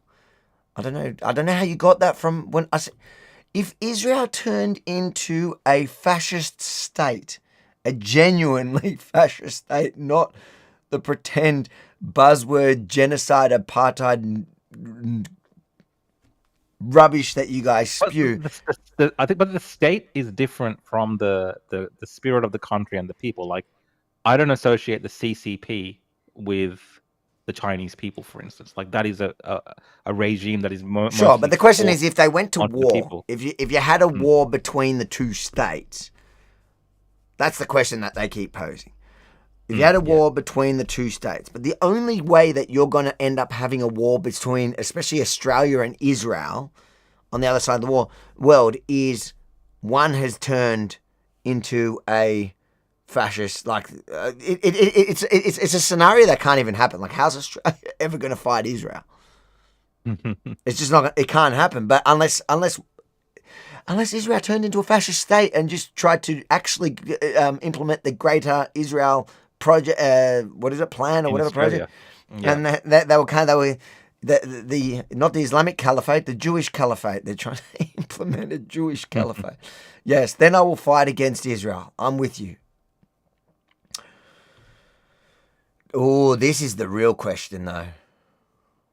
Does Rukshan follow Sri Lanka or Australia in the cricket? I think it depends who's winning at any given moment. No, that's not the case. That's not the case. Wow. What's a derogatory way of calling Sri Lankans? What's like a derogatory? I don't know. Lankans. I don't know. Lankans. You guys call each other Lankans. I don't know if it's derogatory. I would look. I don't really watch cricket that much at all, but I would support usually, most likely, Australia. The only team that I'm interested in beating is India, because there's nothing better than beating India, whether you're supporting Australia or Sri Lanka.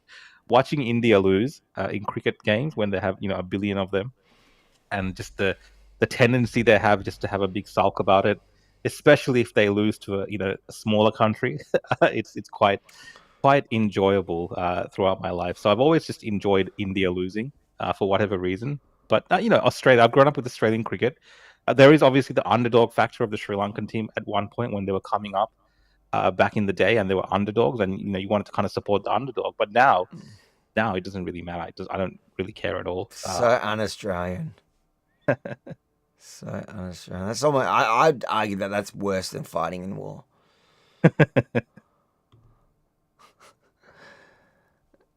Catherine says, would be a fight with Abby Chatfield or Cray Clem. That's if we have the communist war.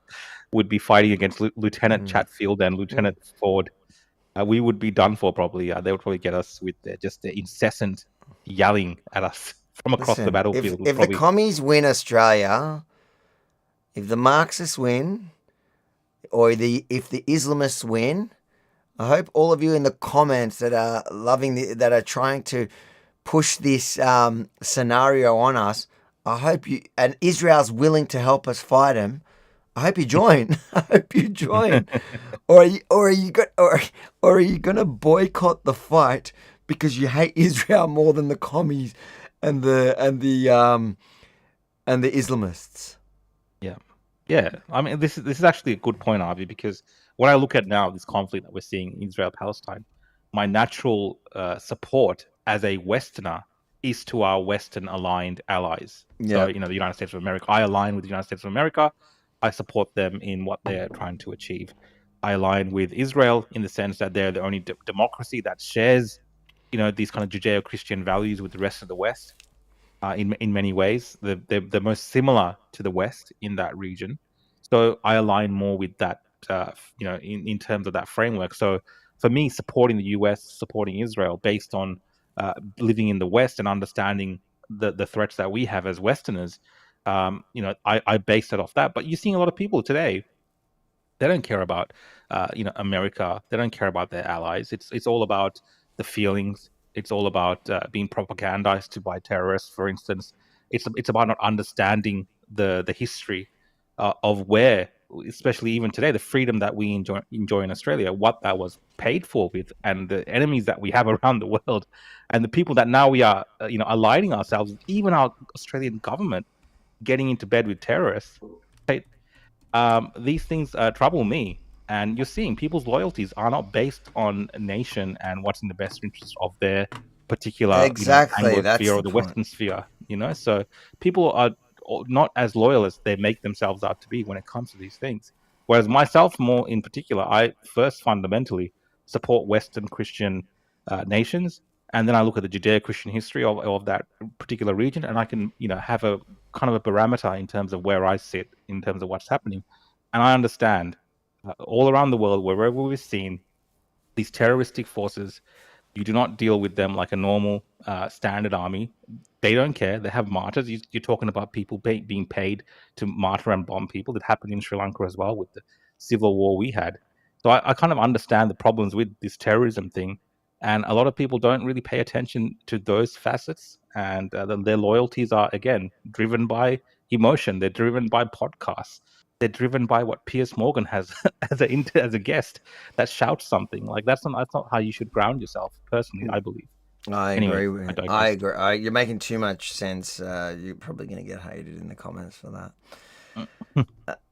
What was it? Let's go next one. We've got two more, and then we'll move. I've got some other funny stuff on this story, but go on. Thanks again, Michael. Hey guys. I watched 7 and 9 News. They had Islamic women in veils as their hosts about Albo's Palestinian recognition madness. Look, I mean, we're a diverse country, right? But this is the thing. You have to understand, for France, Australia, Canada, the UK, their demographics have shifted so much that they now have to consider the sentiments of populations which are Muslim, which are Islamic, which have a certain set view of what is happening in that region. And these are growing voting blocks which have a lot of, they're marching on the bridge. They have, in Melbourne, for instance, they've marched for 2 years. So all of these considerations, when our Prime Minister in Australia is making decisions about a foreign policy to side with Hamas, right?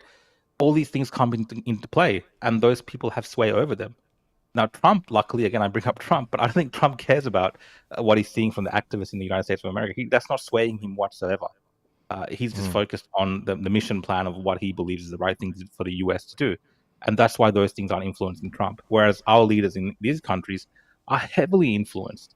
I think there was someone was saying, I don't know if this is true, but Nash Imagini was on ABC and saying that, he talked to Albanese beforehand, before all these things happened. So, these Palestinian advocacy groups that we have in Australia are directly kind of influencing our Prime Minister potentially. And that all plays into it. Like, that is actually a thing that's happening. Like, you have to, as a leader in Australia now, consider the harmful ways perhaps your decisions might impact the different, Muslim diaspora in this country. In the future, it might be something to do with, Hindu populations. It might be something to do with Chinese populations. All these things have to be considered. And it does make a nation weaker in a way. For instance, if we have some sort of conflict with China, what happens now that we have this massive Chinese population in Australia? What happens, right? Will that impact the way that decisions are made? Will that make us weaker as a nation in terms of, how we deal with maybe foreign spies, things like this? Again, all hypotheticals. I'm not picking on one particular group, but these things come into it for the West. Whereas Arab states don't have that problem because it's just their people. They don't have to really worry about that.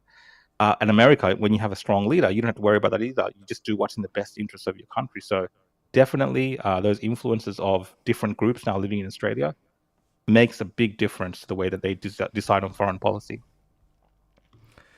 True points. Just on that point, it is kind of funny that people go on about the Jewish lobby, but it seems like the Palestinian lobby at the moment has way more sway. The Islamic lobby has way more sway than the Jewish lobby in Australia. You're saying the Jews are doing stuff in Australia. Well, what did Albanese do? He did something in complete contradiction to what the Jews, the whole plan that they've had for so long, apparently, that Lakwe has been going on about. Well, none of it's worked out. None of it's worked out for them, at least in Australia. And Albanese, apparently, hasn't touched him at all. But I think other pressures have. Read the super chat. Why is it the media never talked about the ones chanting "River to the Sea" on the bridge? Is Chris Minns now paid by the jihadi drug lords of? In his defense, he kind of went against them. I don't know. The media, like, if you watch any media reports of the Sydney Harbour Bridge takeover, they were gushing. They were loving it. They were almost loving it as much as John Ruddick. Yep. And on that River to the Sea one, Albanese had pretty much claimed it as a terrorist chant. That's I know. Doing that thing. So, Matt, thanks for super chat. Love you boys. I love Australia. We'll be there 31. Oh, yep. Oh yeah, we're going to talk about that in a minute. Love you too, and we all love we you know what? We all love Australia as long as it stays free. Okay, so there was I think you sent me this one, so let's have a watch. I haven't actually watched it. It's in relation to the same story. Look, there are people on both sides of this debate who want conflict to continue, who want to think that it's like a football game between, South and the Broncos, and you got to back in your team and you got to back them in. What we need is a win-win. What we need is that the fact that this decision is criticised by people on all sides of the debate, I expected that to be the case. Look, there are people... Just obviously Albanese and his childish comparisons that he metaphor there. A football game. This is not a football game because in a football game, Albanese, the other team would not be holding the coach hostage. Yeah, that's a true point. Scenario. And the fact is, who's he referring to? Because if he really did speak to Nasser Mashni, that is 100% what he's describing there. He's like literally somebody that can't condemn Hamas or the hostage. Yeah. I can't confirm that, but I did see that on X that someone posted a clip of that. I would not be surprised by that. Yeah. What time is it? Oh, let's probably move on. The coalition says that they will undo the plan. Yes. But I feel like we should. We've kind of. We can keep moving on. Oh, there's one video that I think is kind of pertinent. Let's just watch this quick one because it's about 10 seconds. You sent this one to me. 1 second. So this is just... Hamas will be totally opposed to this decision. ليش كل الدول أصبحت تعترف بفلسطين الآن حصاد 7 أكتوبر هو الذي خلى كل العالم يفتح عيونه على القضية الفلسطينية. So he says Hamas would be fully opposed to it. There's Hamas on TV saying that they absolutely love it and they're actually taking Well, they're credit saying for that the win. they're saying the intention of October 7, the harvest of October 7, Caused is it. this. Yes. The harvest is they've harvested Albanese, they've harvested Macron, they've harvested Carney, and they've harvested Keir Starmer. This is what they wanted. Yeah, 100%. Basically, all this stuff that they're doing is for this type of capitulation. And from you're the right. West. You're delusional if you don't think that's part of their plan and they're going to take credit for it and that it is rewarding them, or you're you're either delusional, naive, or just straight out lying to yourself or to everyone else. It is obvious. Like Albanese knows that Hamas is going to take this as a win. He just doesn't want to say it because he pretends like he's not willing to support Hamas while getting into bed with people that are just a fraction less bad. If he was really serious, he would push for proper negotiations and actually demand all those commitments before he recognized the state. It's like anyone that has kids knows, like you don't reward your child before they do the thing. The incentive is gone. Once you've given them the prize, the incentive's gone. Yeah. All right. A lot of people talking about this. A lot of people talking about the 31st. So let's get into it. Do we have a breakdown of it? No, we don't. So I guess, do you want... this is from my perspective. Tell me correct. This is the way I saw play out. You have it was that guy. You can bring up their website. It's marchforaustralia.org. Yeah, but that all came later. To be fair, what is that? March for Australia. Marchforaustralia.org. Just so we have something on the screen. So some. Context. Yeah, but I think originally, you know where it all started. Let me see if I can. There, they got some dodge. March. Did you say marchforaustralia.org or .com? No, it can't be .org. .org, I think it was .org. Oh yeah, .org, not .org.au. Right. Oh. It's not working for me. Send me it if you've got maybe. it. But the original thing was. Yeah, let's break it down. It definitely works. Can you send me it? Let me just put it into the chat. You might get it. Check your chat comments. You might have gotten it from the. I'll check in a second. I just want to start. Let's see if I can find the original. It was Daily Mail, I think, ran it. You know who I'm talking about? The guy. Oh yeah, they had a story with the war veteran that has the podcast, Sam Bedford or something. Yeah, here. So I've got it here. Yeah. Okay. So it all actually started here.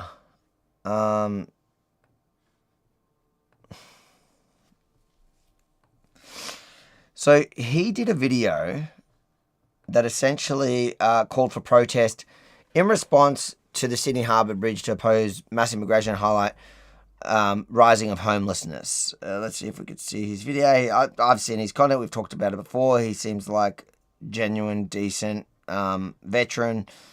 Yeah, the video's not here. Anyways, many of you have probably seen it. It went off right after it. So it was in direct response to the Sydney Harbour Bridge. Then what seemed to happen immediately after this is posters advertising a rally. So this is what sparked the idea. So whoever got involved after saw this and goes, oh, this is my chance. And they put out posters without any names from like random accounts. Yeah, but well, there was a TikTok video as well. I have seen a TikTok. Apparently, a TikTok video went viral that was made by some kid that doesn't want to put their name to it, but some video went viral on TikTok before not this. Of this, no. I don't know. After this or at the same time, so it's all kind of together. I don't know. It's not his video. It was some other kid apparently. And he was saying to do a rally. It wasn't about a rally. It was I think it was just from memory. It was just about getting together, showing our against these issues we're having. It was kind of like an animated style video. Okay. That got viral. Yeah. All right. So maybe, and are people claiming he was a Nazi, or he's just like some kid that? No, they're not. Apparently, they're a kid. He's a kid that's kind of now handed it over to some other people now, and they've handed it over to other people. So there is a lot of anonymity. Okay, so the only guy that put his name to anything that got a bit of, besides for that, I can't see the. Did you send the website in our messages? Yeah. No, I just sent it in the chat. I'll send it in the messages. 1 second. Oh, I can't get it on that chat. Okay, and so then these posters came out of nowhere with no branding. It became, to anyone that actually has their finger on the pulse, who understands the internet world, it became quite clear to us that the people that were really pushing the new posters and that were gaining major traction off the back probably of the video you're talking about and this story and just people's, I think the general public's frustration in, 2 years of just foreign flags and a foreign war dominating the streets every single week. And I think the Sydney Harbour Bridge was just like the final straw. So a lot of people were sharing. But when you looked at where these posters originated from, they were clearly from either Nazi or Nazi adjacent, let's call. Like, I'm not just calling people Nazis, we're talking about people that self-identify as Nazis. They were really pushing it. So they were kind of trying to, it looked like, hijack this thing and take people's goodwill. And then there became this, like, I'm seeing on TikTok now, like, that they were saying no Aboriginal flags is, and then you had like even just this question, and then you have like all these other ones, TikTokers saying, yeah, we'll bring Aboriginal flag. I want to see somebody try to stop it. So there's now like this rival groups that are trying to take control of it. Did you send me this? I sent you the link. Yeah, I sent you the link. So, but now there's apparently a group, which is still kind of anonymous. They haven't put any names to it. But they've made a website and they're coordinating in different states. So now there's an organization apparently through this website that has taken the lead, and they have put out like press releases last night, distancing themselves from because what happened last night was Avi. I missed this. I'm jumping ahead. No, you put it. No, you keep talking. I didn't even know what you're saying. So this is. No, what happened last night was at one point we had Thomas Sewell, who is Thomas Sewell. I don't know if I'm saying his name correctly. One of these kind of NSN white Australia organization individuals who led the self-proclaimed Nazi march through the streets of Melbourne at 1 a.m. That's why I don't get it. It's because you sent it to me on WhatsApp. Send it to me on X. That's the only thing that I have open on this computer. Yeah, so that particular group ended up taking, via a statement they put out on their Telegram channel, Thomas Sewell's Telegram channel, ended up taking credit, saying that, our march is being hijacked and that, we're going to take it back. And, obviously their particular racial slant on everything as well. So then that really kind of forced these so-called organizers who are now taking responsibility for it, apparently, to say that, put out a statement saying, no, we're distancing ourselves from those Nazis, for instance. Okay. So it's all very messy. It's all a lot of drama, but I think this is the end result of having people not put their face to it and having this decentralized protest, which has its benefits, of course. But it does allow people to hijack the movement. So it's still not very clear, even though they've put out statements, because there's still people online obviously trying to hijack the event. We got a lot of the left-wing individuals and now the media joining in. Where's this statement from them? So this is the website, but it doesn't give the statement was on their Facebook. So if you click on that and you go to their Facebook page or their X, it'll be on there. I need to get it. Oh, but it's probably not going to let me go from here because buddy needs you to sign up. Oh no. There we go. That worked. Okay, here we go. Go down, you'll see their statement.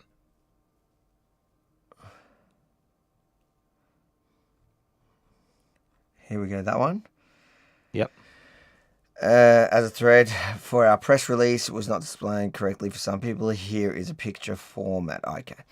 Recent claims have been made by various groups attempting to take ownership of March for Australia, remember I'm doing the LIA, or attach their own agendas to it. We wish to make it clear the organisers are not members of nor acting on behalf of any other group. In particular, recent claims by Thomas Sewell of the White Australia are not reflective of the organisers nor the politics of March for Australia. We are not associated with their organisation. Additional claims that we are associated with Israeli, Jewish or Palestinian movements or organisations are also unfounded and untrue. March for Australia began as a grassroots organic effort to unite Australians around a common cause, ending mass immigration. We respect those foundations and recognise that our cause finds support from Australians from a diverse range of political backgrounds. Any attempt to hijack the March for Australia for other issues or to make it about any one group are not in the spirit of the movement that we have taken custody of. We will assemble peacefully to defend our flag, our people, and demand an end to mass immigration. Look, I guess good on them for distancing themselves from the white supremacy, but it doesn't give you very much. It doesn't. It's the additional claims that we are associated by Israeli and Palestinian. Who have there actually been those claims? It just seems like they just not really, because all I saw was there were some other more conservative groups that were trying to find out who the organizers were to see if they can support them, join in. So maybe they're referring to that. Okay. I haven't seen any kind of Jewish organizations or groups claim that it's their thing, like the NSN, for instance, did. Yeah. I get what you're saying. Look, the problem that they're going to run in, because this all got set up once it had already got some legs to it. To be fair, this website, all these socials, and I just think if you're going to do that, you probably need to put your face to it at this point. Like, people want to know, and I've had a lot of people asking me, is it like, am I walking into a white supremacist event, or am I walking in to an event that is basically saying, as long as you love Australia and our flag, and yes, accept the no foreign flags at the event. This is about Australia. This is about ending mass migration, and homelessness was the other thing that they brought up in the beginning. Like, is that what it's about, or is it just going to be pushing a Nazi ideology? Because it does feel, when you do it without showing anyone who's behind it, it feels like you're hiding the person. Because what's going to happen on the day? Is it going to be the loudest voice controls the group? If no one knows who's running each event, then it's going to be the dominant force. You got nutcases like that Jackie Dundee, who's going to come there with her own megaphone. So is she going to be the leader on the, like these guys? Like, if they are genuinely coming from a good place and they're literally talking about standing up for Australia and the Australian flag with no hate to any groups of Australians, well, they better step up quickly, because they're going to be hijacked by the loudest voice at whichever protest, and they might be different. And the media is going to run with the worst people there. That's the fact. And the Nazis are clearly trying to own it. The media is definitely going to run. I mean, look, they're going to run hit pieces in the sense of it is something that's anti-establishment to the extent of, it's more of a conservative right kind of position against concepts like mass immigration. That in itself is a problem for the left. But obviously they're going to portray it in a certain way, like places like ABC and stuff are going to portray it in a certain way if they even cover it. But they will definitely cover it if they get any footage of Nazis, and they will only focus on that. Like, you can have any thoughts about what that means about our society at the moment, but that's what they're looking for. And the left is definitely running with it already, and they want the I told you so. Let's watch your mate, Pepper Fingers. Hello, I want to talk about the far-right March for Australia, but first, The police, the press and both major parties in Parliament are using the shocking military-style march by 100 neo-Nazis in the middle of Melbourne on Friday night to call for stricter and more repressive anti-protest laws. If introduced, the laws proposed would do nothing to stop the growth of the fascist right. However, they would be used to suppress left-wing protests like the protests for Palestine. The calls from the police and the major parties should be opposed. The police already have far too much power. If they... I just laugh. I just They won't laugh. stop the fascists. I just laugh at his narrative. Like, the Palestinians have literally taken Melbourne, but even Sydney, hostage whenever they've chosen for 2 years. And he's worried that they're going to be shut down, not the fascists. Like, every time those, you know, and they've certainly grown, you know, they've tripled their numbers on the street. They're still a tiny minority, all matching black outfits, but that ironically Antifa also wears. But like, every time they come out, there's the government scrambling to make new legislation. Like, you know what? Those stupid fascists should at least show your faces. Be proud about what you stand for, and stop giving the government excuses to create more legislation that most Aussies are just going to run with because they see you and they think we don't want nothing to do with you, and which is why so many people believe that this protest is probably being run by that group or extended friends and, you know, supporters of that group, because you're not putting your name to it. Like, the only people who don't put their name to anything at the moment is that group, like that group and Antifa. But it's definitely not Antifa running this protest, so it's probably that group. Because you know that the moment that you say you're doing a Nazi rally, most people are going to be like, I'm not joining a Nazi rally. That and you know, one of the big names that has been taking credit through all of this is that Beck Freedom, and I think I got one of the recordings here from Purple Pinga was sharing. And she's literally saying, I was a part of the organising of this, and, you know, we got to be smart. Our messaging needs to be about Australia, but really we mean European white or whatever it is, you know, and she's friends with all the neo-Nazis. So there is this like loose connection. At least the people taking credit in their little groups are either Nazi, or those who have proclaimed Nazis, or they're kind of fangirls, or you know, adjacent people that believe in the same thing but maybe don't call themselves straight up Nazis because they realize that it's not palatable to most people, and they're smart enough not to put their branding on it.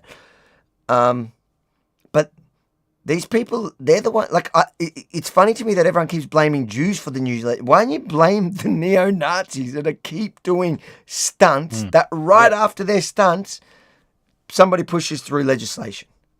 Yeah, and look, the retort to that people give is, well, they were going to do it anyway. So we're fighting back by, you know, turning up with masks on, you know, just like showing that we're not afraid. But isn't it weird that it's every time you do that, new legislation gets through?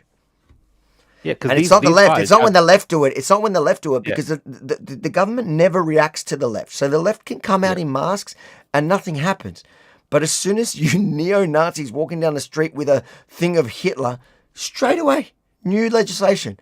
Instead of doing that, why don't you just take your mask off and say what you want to say in a non-threatening way to the average Australian, and then nobody's going to get any legislation through, because the country will just be pointing and laughing at you.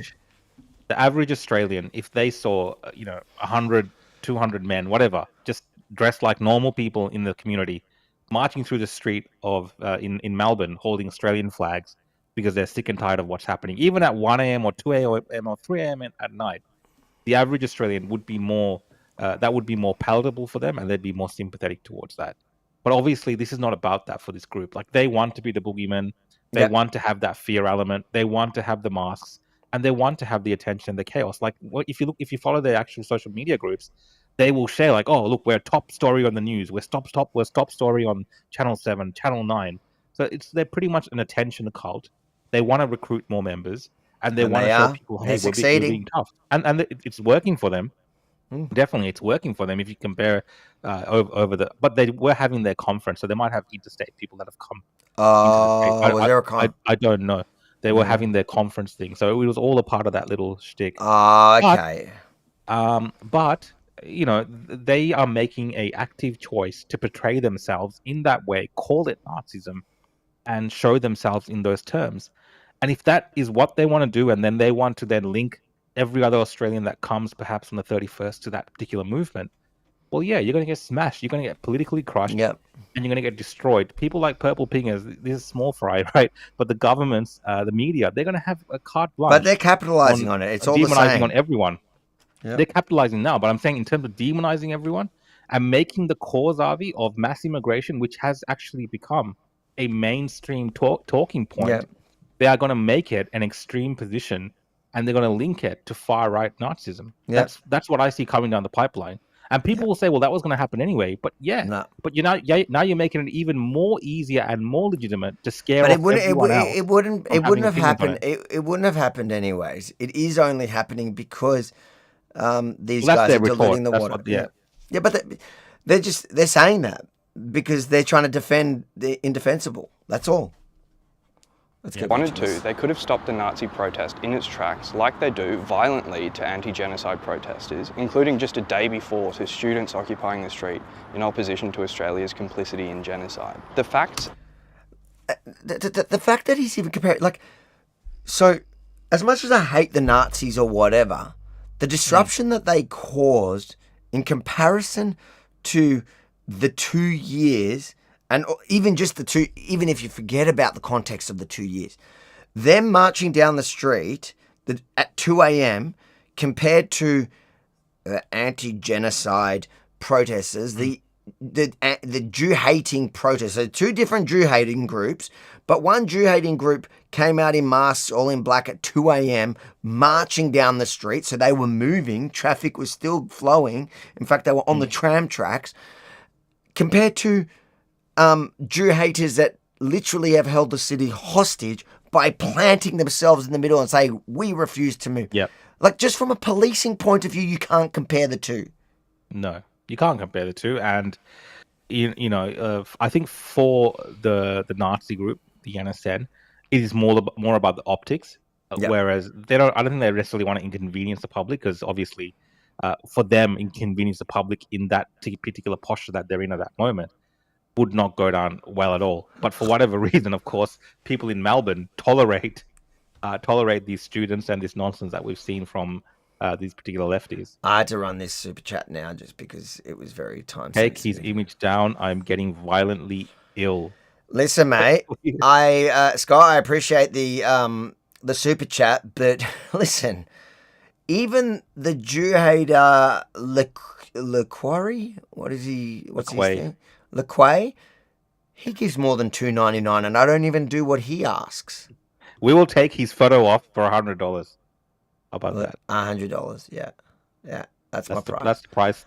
Because we've got to promote capitalism against the socialists. The fascist politics and the anti-immigrant rubbish being promoted around the March for Australia on August 31st are in many ways just a logical extension of the mainstream politics of both the ALP and the Liberals, who demonise refugees and blame anyone but the billionaires for the cost of living crisis. I want to put the argument to you that siding with a state that commits genocide and openly defends it is exactly what assists the growth of ethno-supremacist politics. What's even...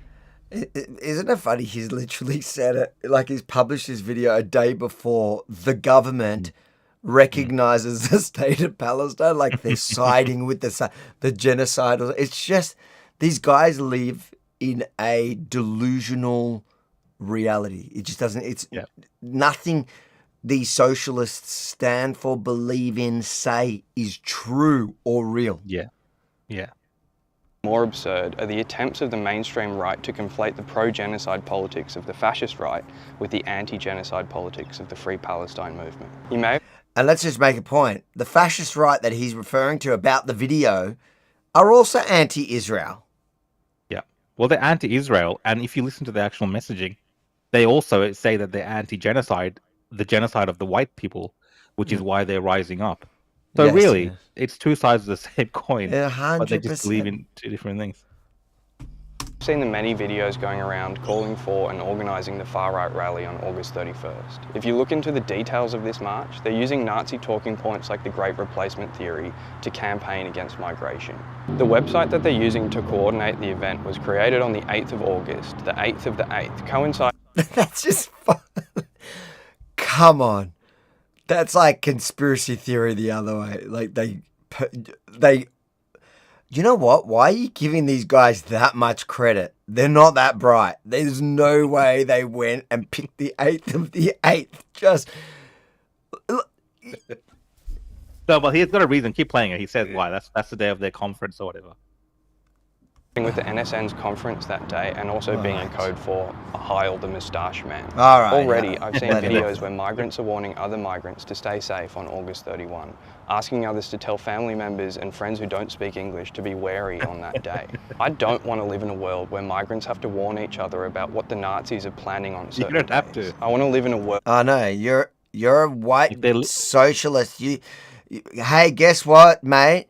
You and your mates have made Jews, the biggest targets of Nazis, feel exactly what you've described for 2 years. You don't care about fascism. You just don't like them because they are you on the other side. But you know what? If you just sit down with them, you'll realize what we all realize, mate, that you and them share a lot more in common than you don't. 100%. Where the Nazis are afraid of all of us every day. We can't rely on the major parties and the state to do anything about the far right. A far right that's aiming to funnel people's legitimate concerns about the cost of living into racist and anti-immigrant hatred. The only thing that'll drive the fascists off the streets are militant and mass counter-mobilisations, like those that drove out the True Blue crew and Reclaim Australia from 2015 to 2019, or the anti-One Nation rallies in the 90s, or even the recent rally that drove the Nazis from their gym in Sunshine West. This has always been the case, and not just in Australia, but around the world, from the Battle of Cable Street in the 30s to the Anti-Nazi League in the 80s. When we get organised and fight, we drive out the far right. These movements have always been multiracial and working class, the absolute nightmare of the far right. It's absurd that the response of the mainstream political establishment to fascists organising openly is to push forward anti-democratic reforms. Nazis most certainly shouldn't be able to march freely, but it's us mobilising on the streets to counter these Nazis and racists, promoting these August 31st anti-immigrant rallies online, that'll push them back and put them back in the bin where they belong. This is why we need to build a working class left that fights against all forms of oppression, and it's also why you should join the Socialist Party. Yes, fight the national socialists with socialism. Yeah. That's going to work.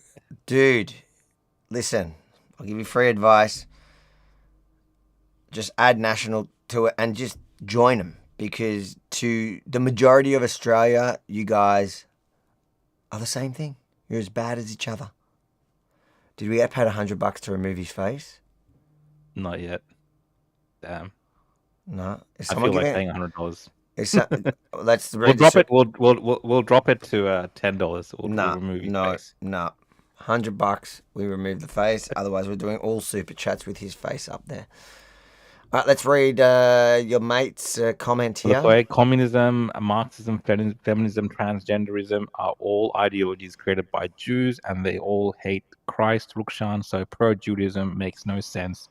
Read the Talmud, mate. I am not going to read all those. How many books is there in the Talmud? How many pages are there? None of these people that are telling people to read the Talmud have actually read the literary works of the Talmud, which are really just the legal discussions, isn't it, in law? Yeah. So there's 20 editions. Hold on. Let's go. How many pages in the entire Talmud that I'm sure our mate here has read? Babylonian Talmud, no, that can't even be right. 2,711, that makes no sense, because it's like, how many?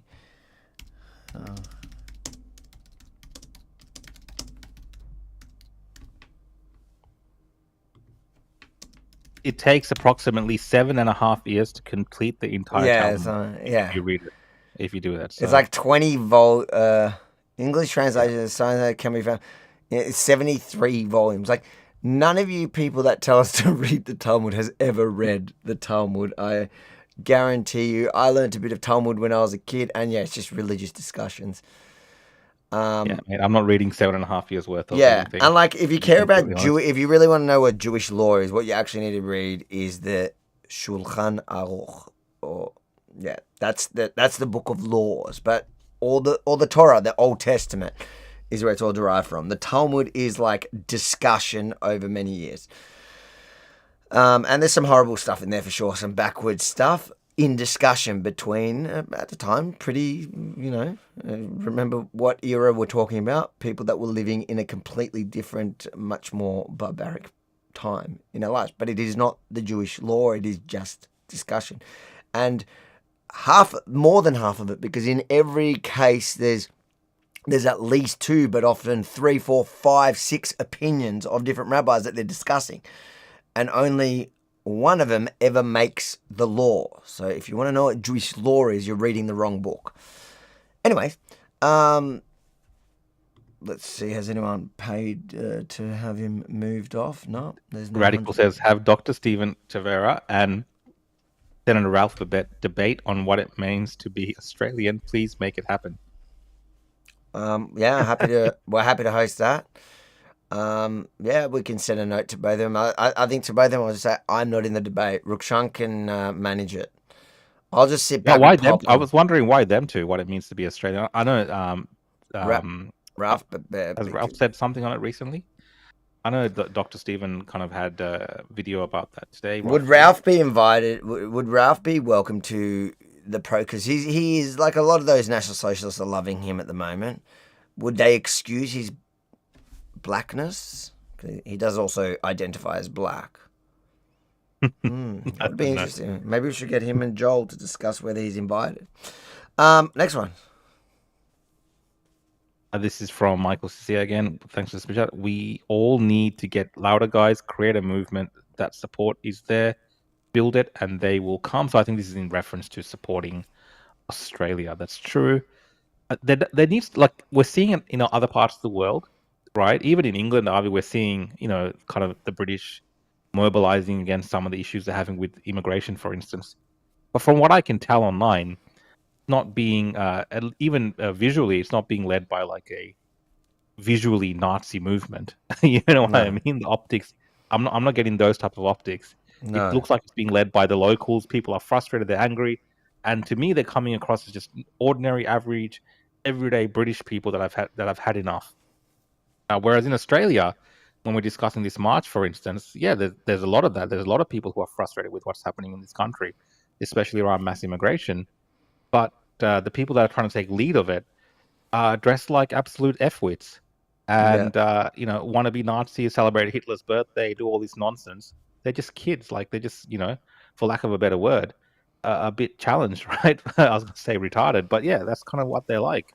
And they don't understand what this does to a movement. And I think people really have to push back against that as well. And obviously represent the country in a way that is more palatable to everyone else as well. This is from Beast Fury. Thanks for the super chat. Hey, mate, we 100% support Israel and all of the Jewish people. Also, Albo needs to be replaced. He's useless as a PM. Appreciate it, and I absolutely agree with everything you say there. I think, yeah, especially the ending there needs to be replaced. He's absolutely useless, and appreciate your support. Look, I think the whole Israel conversation, it's 2 years. People are tired of the war. To the vast majority of people who suddenly have opinions or are experts on it, just like every popular issue, when the war ends and Israel wins and it's all settled down and it's actually the Middle East is looking like the brightest it's ever looked in history, because it's going to end sometime soon, and there is going to be no Hamas. Hezbollah's gone. Iran's been smashed, lost, that threat. That's why when you talk about the Arab League and their sudden shift, suddenly they're not afraid of Iran. The entire Middle East was kind of held hostage by Iran and their proxies. So what I would say to you is, I think whilst right now it may feel super unpopular to be supporting Israel, the vast majority of the noise will dissipate after the war is over. But I think a lot of lessons need to be learnt, and they will be learnt, especially by the Jewish community. I think a lot of those people who, what's his name, Luke A. refers to, a lot of the leftists who were into open borders are suddenly not going to be pushing that agenda anymore. They're also going to know a lot of their interfaith nonsense that they ran, trying to feel good and thinking that they're somehow actually building a bridge between certain communities.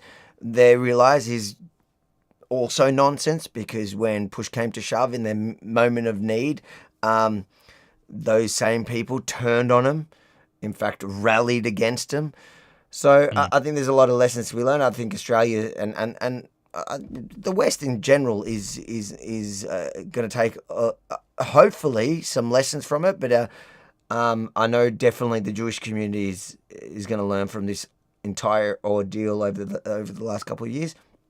But I think for the majority of Australians, like the average Aussie, after a couple of months, after a month after the war actually ends, and it essentially is a decisive win, the average Aussie is just it's gonna become one of those things. Oh, remember that war, because it doesn't matter much to them. It doesn't mean anything to them. What do we got here? We got.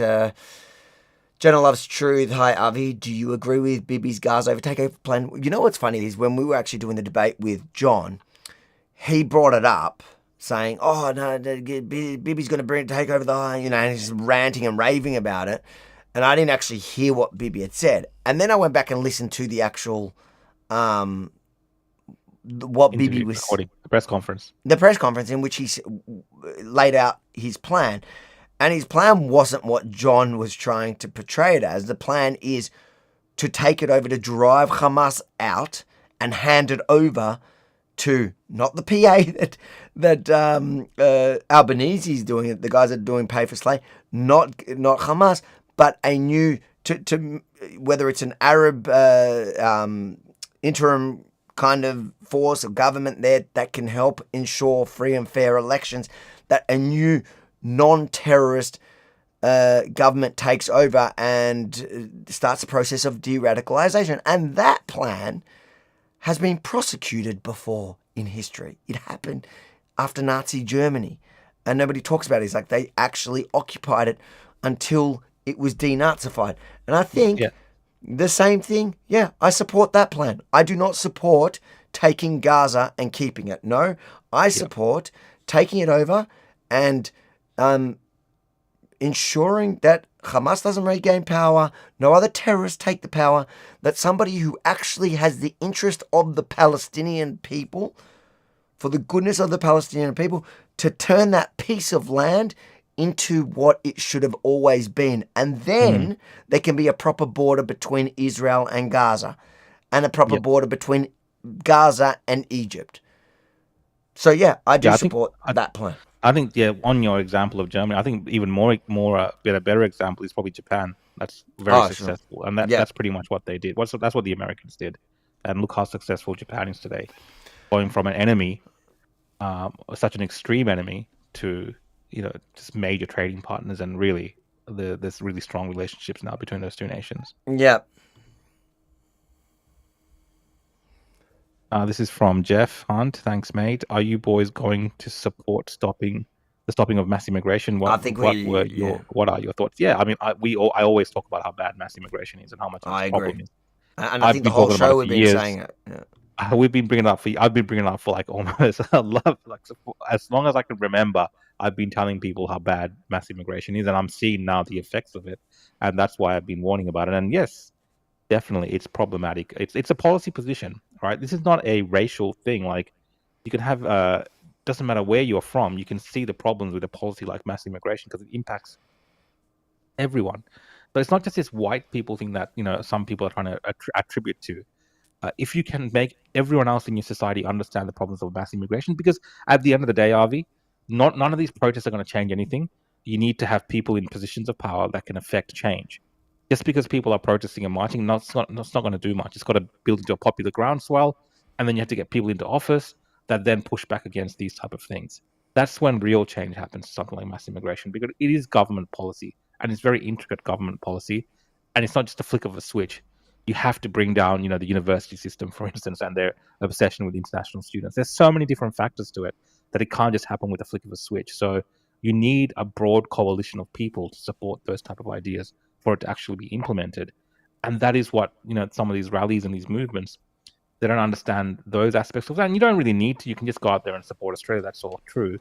But for a lot of us that talk about this issue, especially from the right, we see it as something that has to be implemented through government policy for it to actually be effective. Yeah, I was wondering who was going to bring this up. Chris Overy's on the screen. He made a transcript. I heard. Well, at least one episode of the debate. Apparently, Chris took our live stream, and he live streamed it on his platforms. Do you know what's funny? He goes out of spite, which is pretty funny. He always goes on about how I take his stuff and I don't credit him.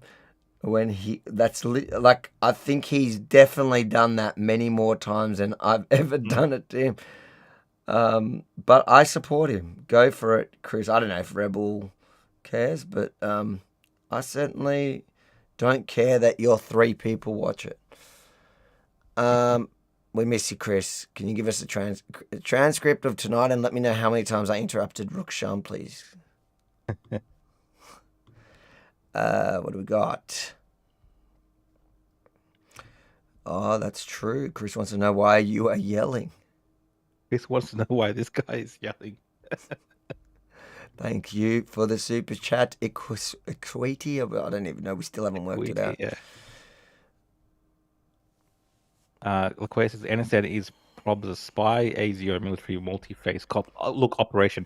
Look, I don't like this whole Fed jacketing thing and just calling everyone Feds and things like this. But if we had a sophisticated, federal police force, or just even our the counterterrorism police, or whatever, we have a department in here in Victoria for the police, I would expect them to have people that have infiltrated that organization. Like, that is my basic expectation of the type of work that I'd be expecting them to do, because that is what they generally do. So there would definitely be people in there who are at least informants or infiltrated into that organization. And they might deny it all they like, but they're very crafty, these our security services, in terms of how they do these things. And look, I can guarantee you that there are a bunch in there. Whether it was their plan and Tom Sewell is actually a Fed, I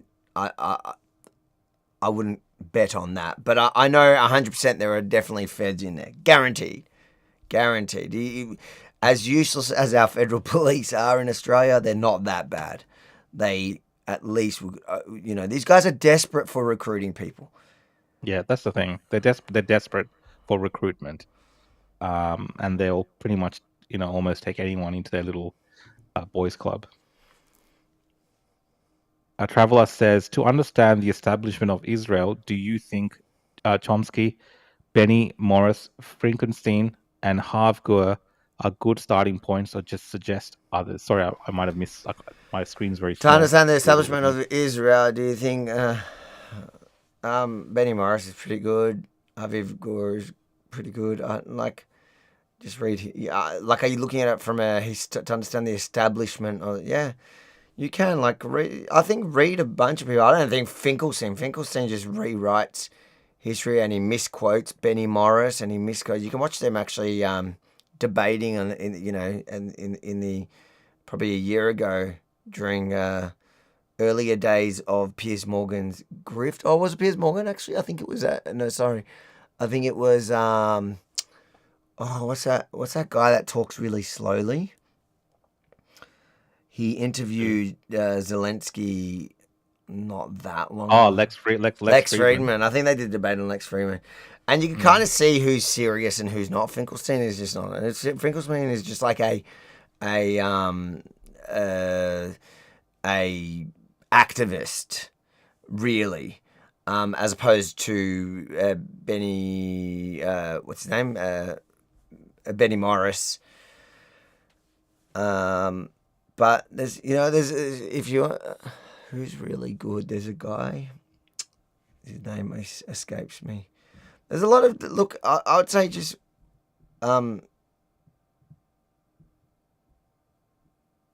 go. There's the guy that I've been on now to understand a lot of it. I'll see if I can find his name actually.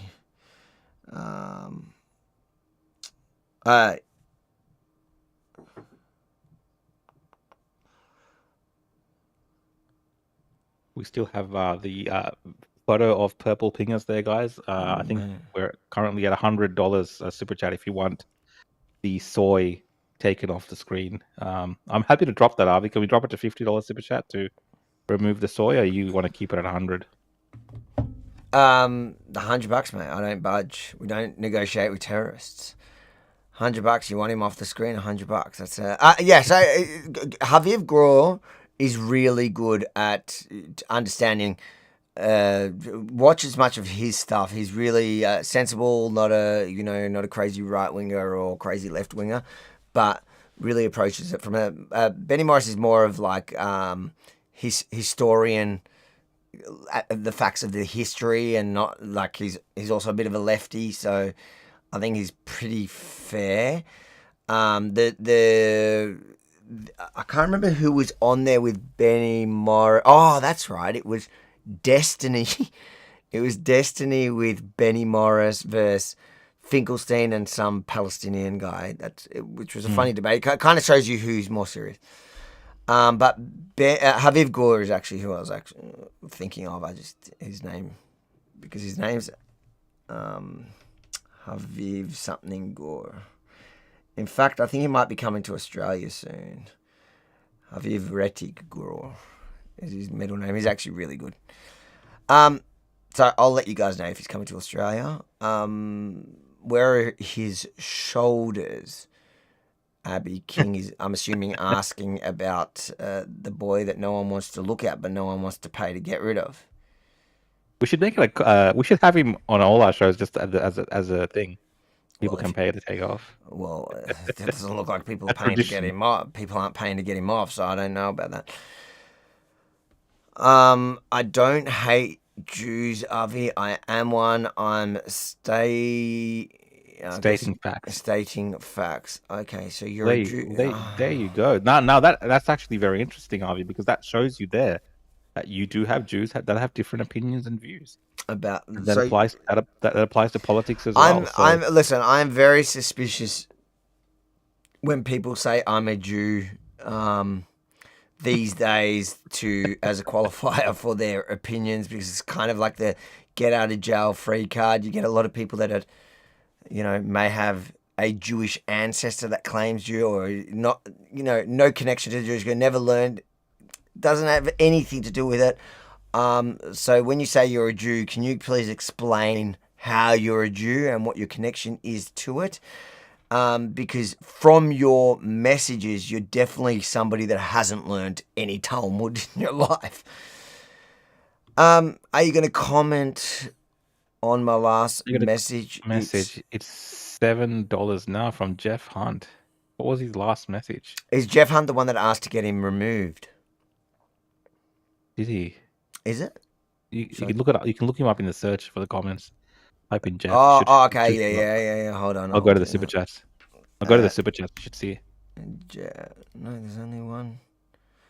Oh, no, I have to go to super chats, not favorites. Jeff. Okay, so the first one. Are you boys going to support stopping him? Oh, I think what happened was Jeff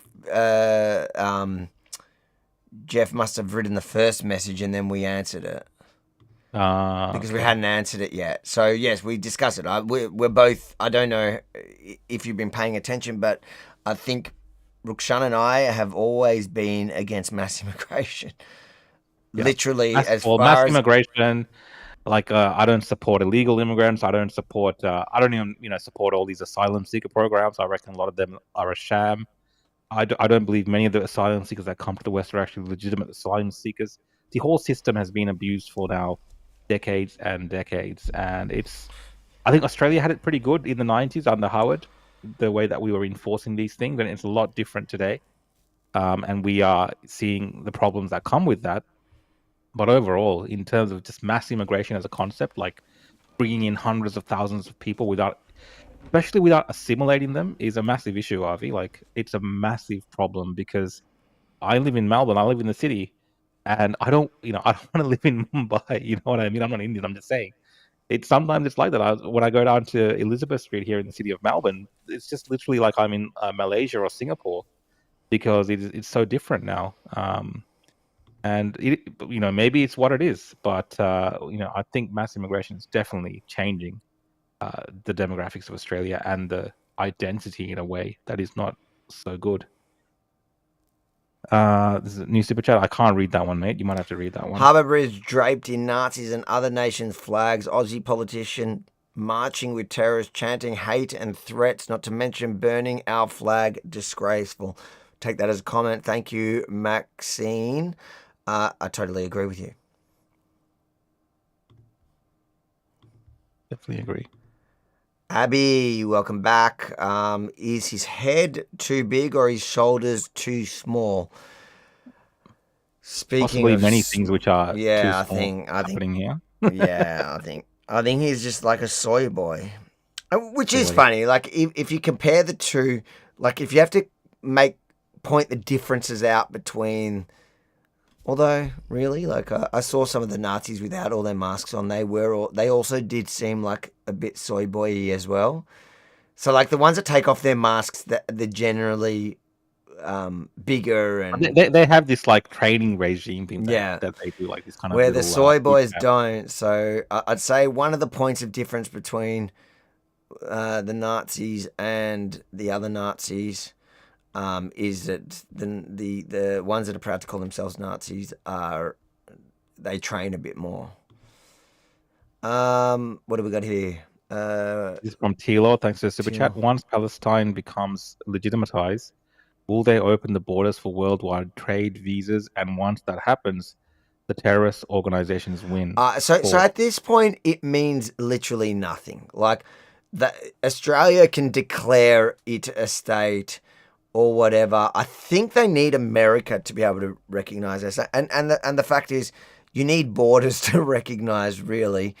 So it is just token. It won't change anything on the ground. Will it lead to some sort of development? Look, even though I think it's such a stupid idea and it won't lead to anything, in fact, it'll probably have the opposite effect because it's emboldening terrorists. Hopefully I'm wrong. Hopefully this leads to something magical and Albo's playing 7D chess. I'm getting tired, I can tell. I doubt it. No, I don't think it's going to anything. Abby King not picking on him. I'm just confused. That's literally how he wakes up every morning. He's also confused, Abby. Don't worry about it. Don't feel bad. And feel free to pick on him. Oh,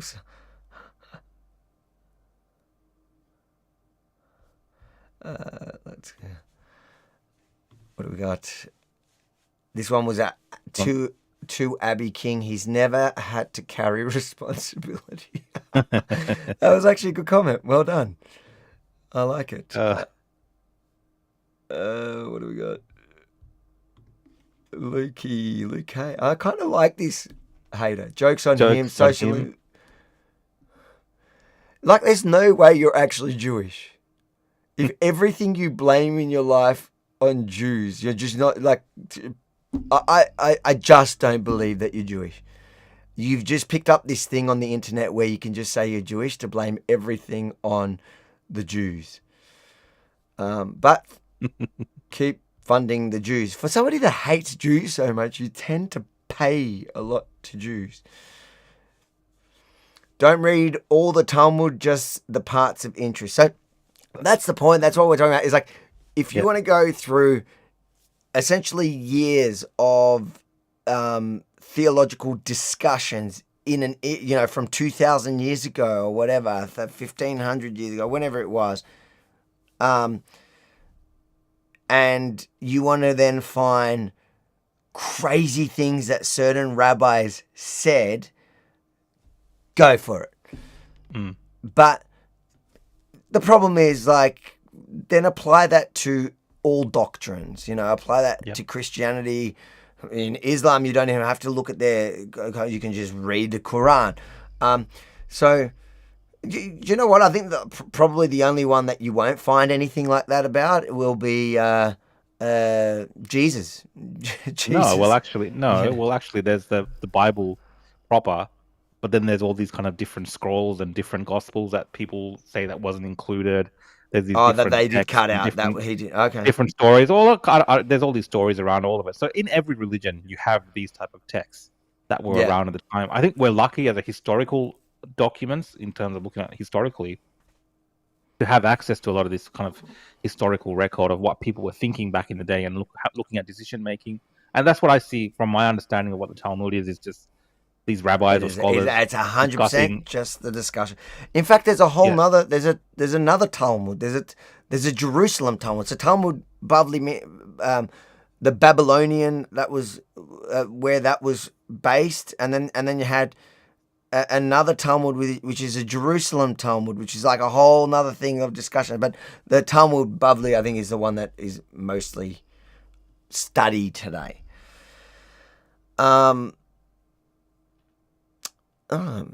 This is interesting. Magnum, will you be out on the 31st amongst the crowd? Well, I'll probably be there as a journalist. Are you going to join me as a journalist on that day? Yeah, I mean, I'll be there as a journalist as well. I did put up a post, Harvey, a couple of days ago saying that I'll be there. I support Australia. I'm very patriotic. I said I'll be there to support Australia, and I agree with the things around mass immigration. Now, that got a lot of views, that particular post, and lots of comments, and that actually obviously had a lot of comments from these kind of white nationalists and people that are Nazi adjacent that were like, don't come. It's not for you. It's only for white people to come to. So that's a part of this whole kind of thing that we discussed before. But like I said, there's many of us who are also, not white Australians per se, that have those similar views about what's happening in this country and share those frustrations. So I'll be there, obviously, in spirit of whatever's happening at the march.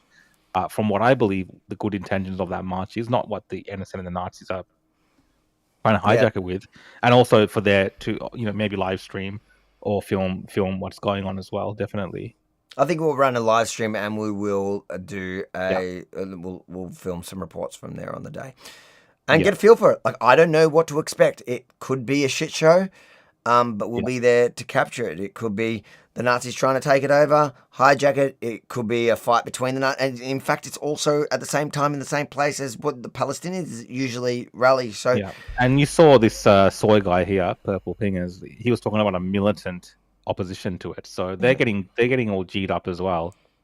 Fight the Nazis, because they're going to see everyone. They're going to see anyone with the Australian flag as a Nazi. Like, that's their view at the moment. So there's going to be a bit of drama there, and I think because it's so decentralized, I don't know how much police planning there will be if the organizers aren't really taking credit for it and organizing with the police. This is from Scott, lemon character waving his arm to say hello with his mouth open. Oh, that must be a emoji. Yeah, thank you for the super chat. So it spells out that, like, when you put emoji, it sends us the emoji typed. They gotta update that. What do we got? We got news from NMC in London. NMC from Paul Murray. What is NMC in London? Look it up. Are you looking it up? Yep. Nursing and Midwifery Council. Is there some sort of news that's come out? We should look that up if there is something like this. Are you looking it up? No, I'm not fully looking it up. I just try to figure out what it's about. But yeah, we'll take a look at it later if that's what you're talking about. But it wasn't on our agenda from tonight. No. What do we got? Abby says, if I keep talking about his odd shoulders and out of proportion head, maybe they'll take him down. Yeah, I think I'm seeing, Avi, there's a trend of people putting. I don't think a single person is going to put the $100 up, but people are making a fund. So I think Abby's three comments there have made about $15. Hold on. Let's keep going. You can't change the rules. No, it's alright. I'm happy to take the fun. Do you know, after looking at Chris for a while, he's still selling that after looking at That's another $5. So we're up to $20 now, guys. We're up to $20. Why are you... No. I make the rules. I'm the dictator here. This is why you're not a good chief negotiator. You do not negotiate with terrorists. At $2.99 a comment, I have about 29 comments to go. Hang on, there's... we like the way you operate. Hey, socialism is actually really paying off. No, this is the best. Oh, look at this. $50 from Jack 463 Killer. We need to make Australia for Australians soy fund. What? Did somebody call for a soy fund? Because I'm seeing these I said it's a soy fund. You said it's a soy fund. I'm pretty sure. I think I did. I'm taking credit. Maybe someone in the comments said it, but I'm pretty sure I said something about soy. So I'll take credit for the soy fund. So they are putting it together. So we do have to count them. $50. So I think we have about $70 right now. $70. Then we go here. We've got Abby. I'd prefer the name the Purple People Eater for this. Guys, man, like last week it was Chris Overees, now it's this poor guy. We got $20 here for the soy fund. Thanks, Prop Esther. Thank you so much. So that's what is that? Does that put it at 90? I think it's about 90. Then you got 15 here for the soy fund from Baz. Sorry, guys, because of capitalism, we have to subtract all the government taxes. So I think we're now back at about $80 now. You never said we couldn't pool our funds. We definitely have reached $100 now. Goodbye to the purple people. All right, I think we take you off. The people have spoken. There we go. Well done, guys. You did it. Thanks, guys. What do we got here? We've got a couple more super chats. Muhammad and Allah are not mentioned in the Bible or the Torah. Mic drop. Michael. Yeah, look. Well, chronologically, he didn't exist. And if you ask Muslims, they'll say that Abraham, Moses, Jesus, everyone was actually Muslim. There was just no Quran or anything before then. But the same thing goes for Palestine. That's one of the things I get when I debate like Muslims, practicing Muslims who talk about it as Islamic land. Well, I always ask them to point to me where in their Quran, not even in anyone else, like where does it say Palestinian?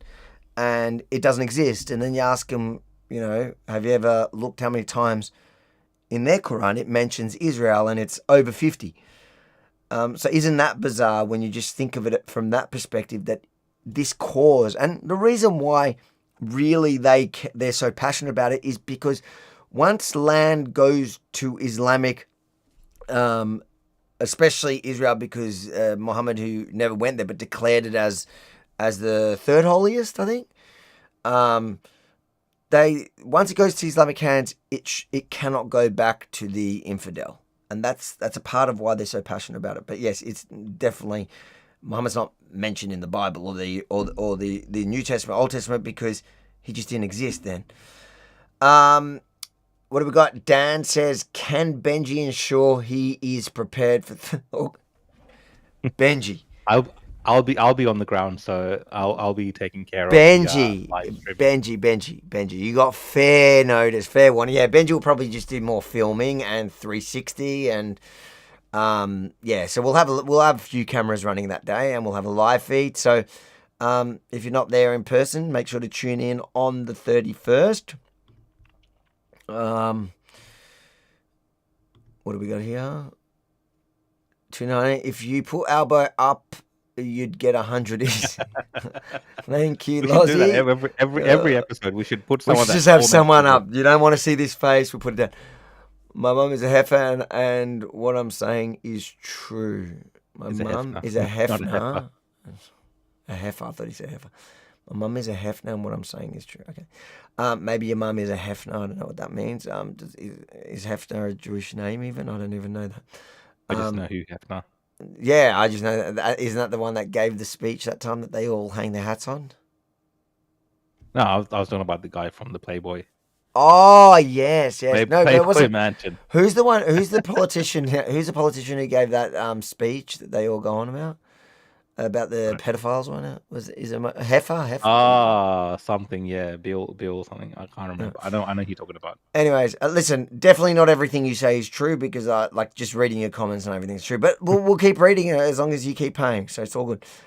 Scott. Late to the party, but thank you. Take it down. It's better late than never. And guys, you can still, like Scott, you can chuck in to take it down to let us know how much you wanted it gone. Thanks for helping paying the tax bill.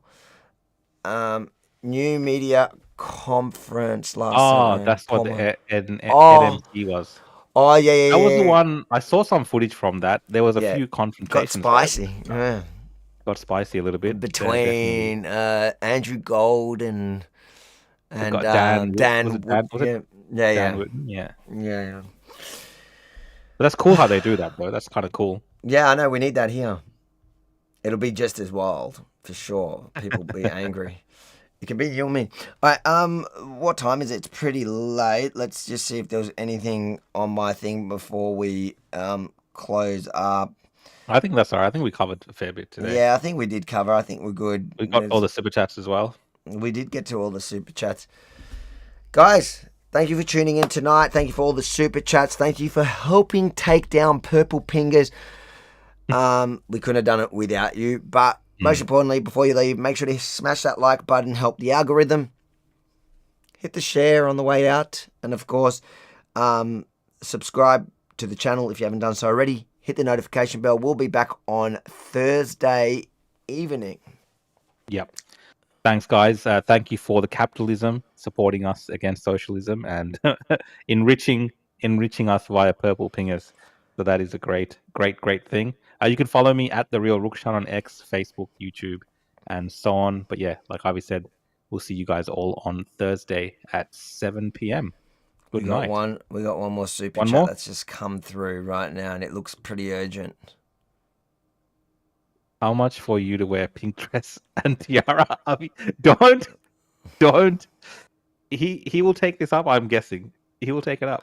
I would take it up. Listen, there's one photo of me that every hater always uses it when I wore a dress, and I did like I put my hand out like that, and And it's really funny because like even lefties share it, like to kind of I'm the one that put it on Instagram. I don't even know where you guys are going, but even lefties who act so tolerant and they share it to kind of shame me, and I'm like, dude, isn't that homophobia? Aren't you the guys that are?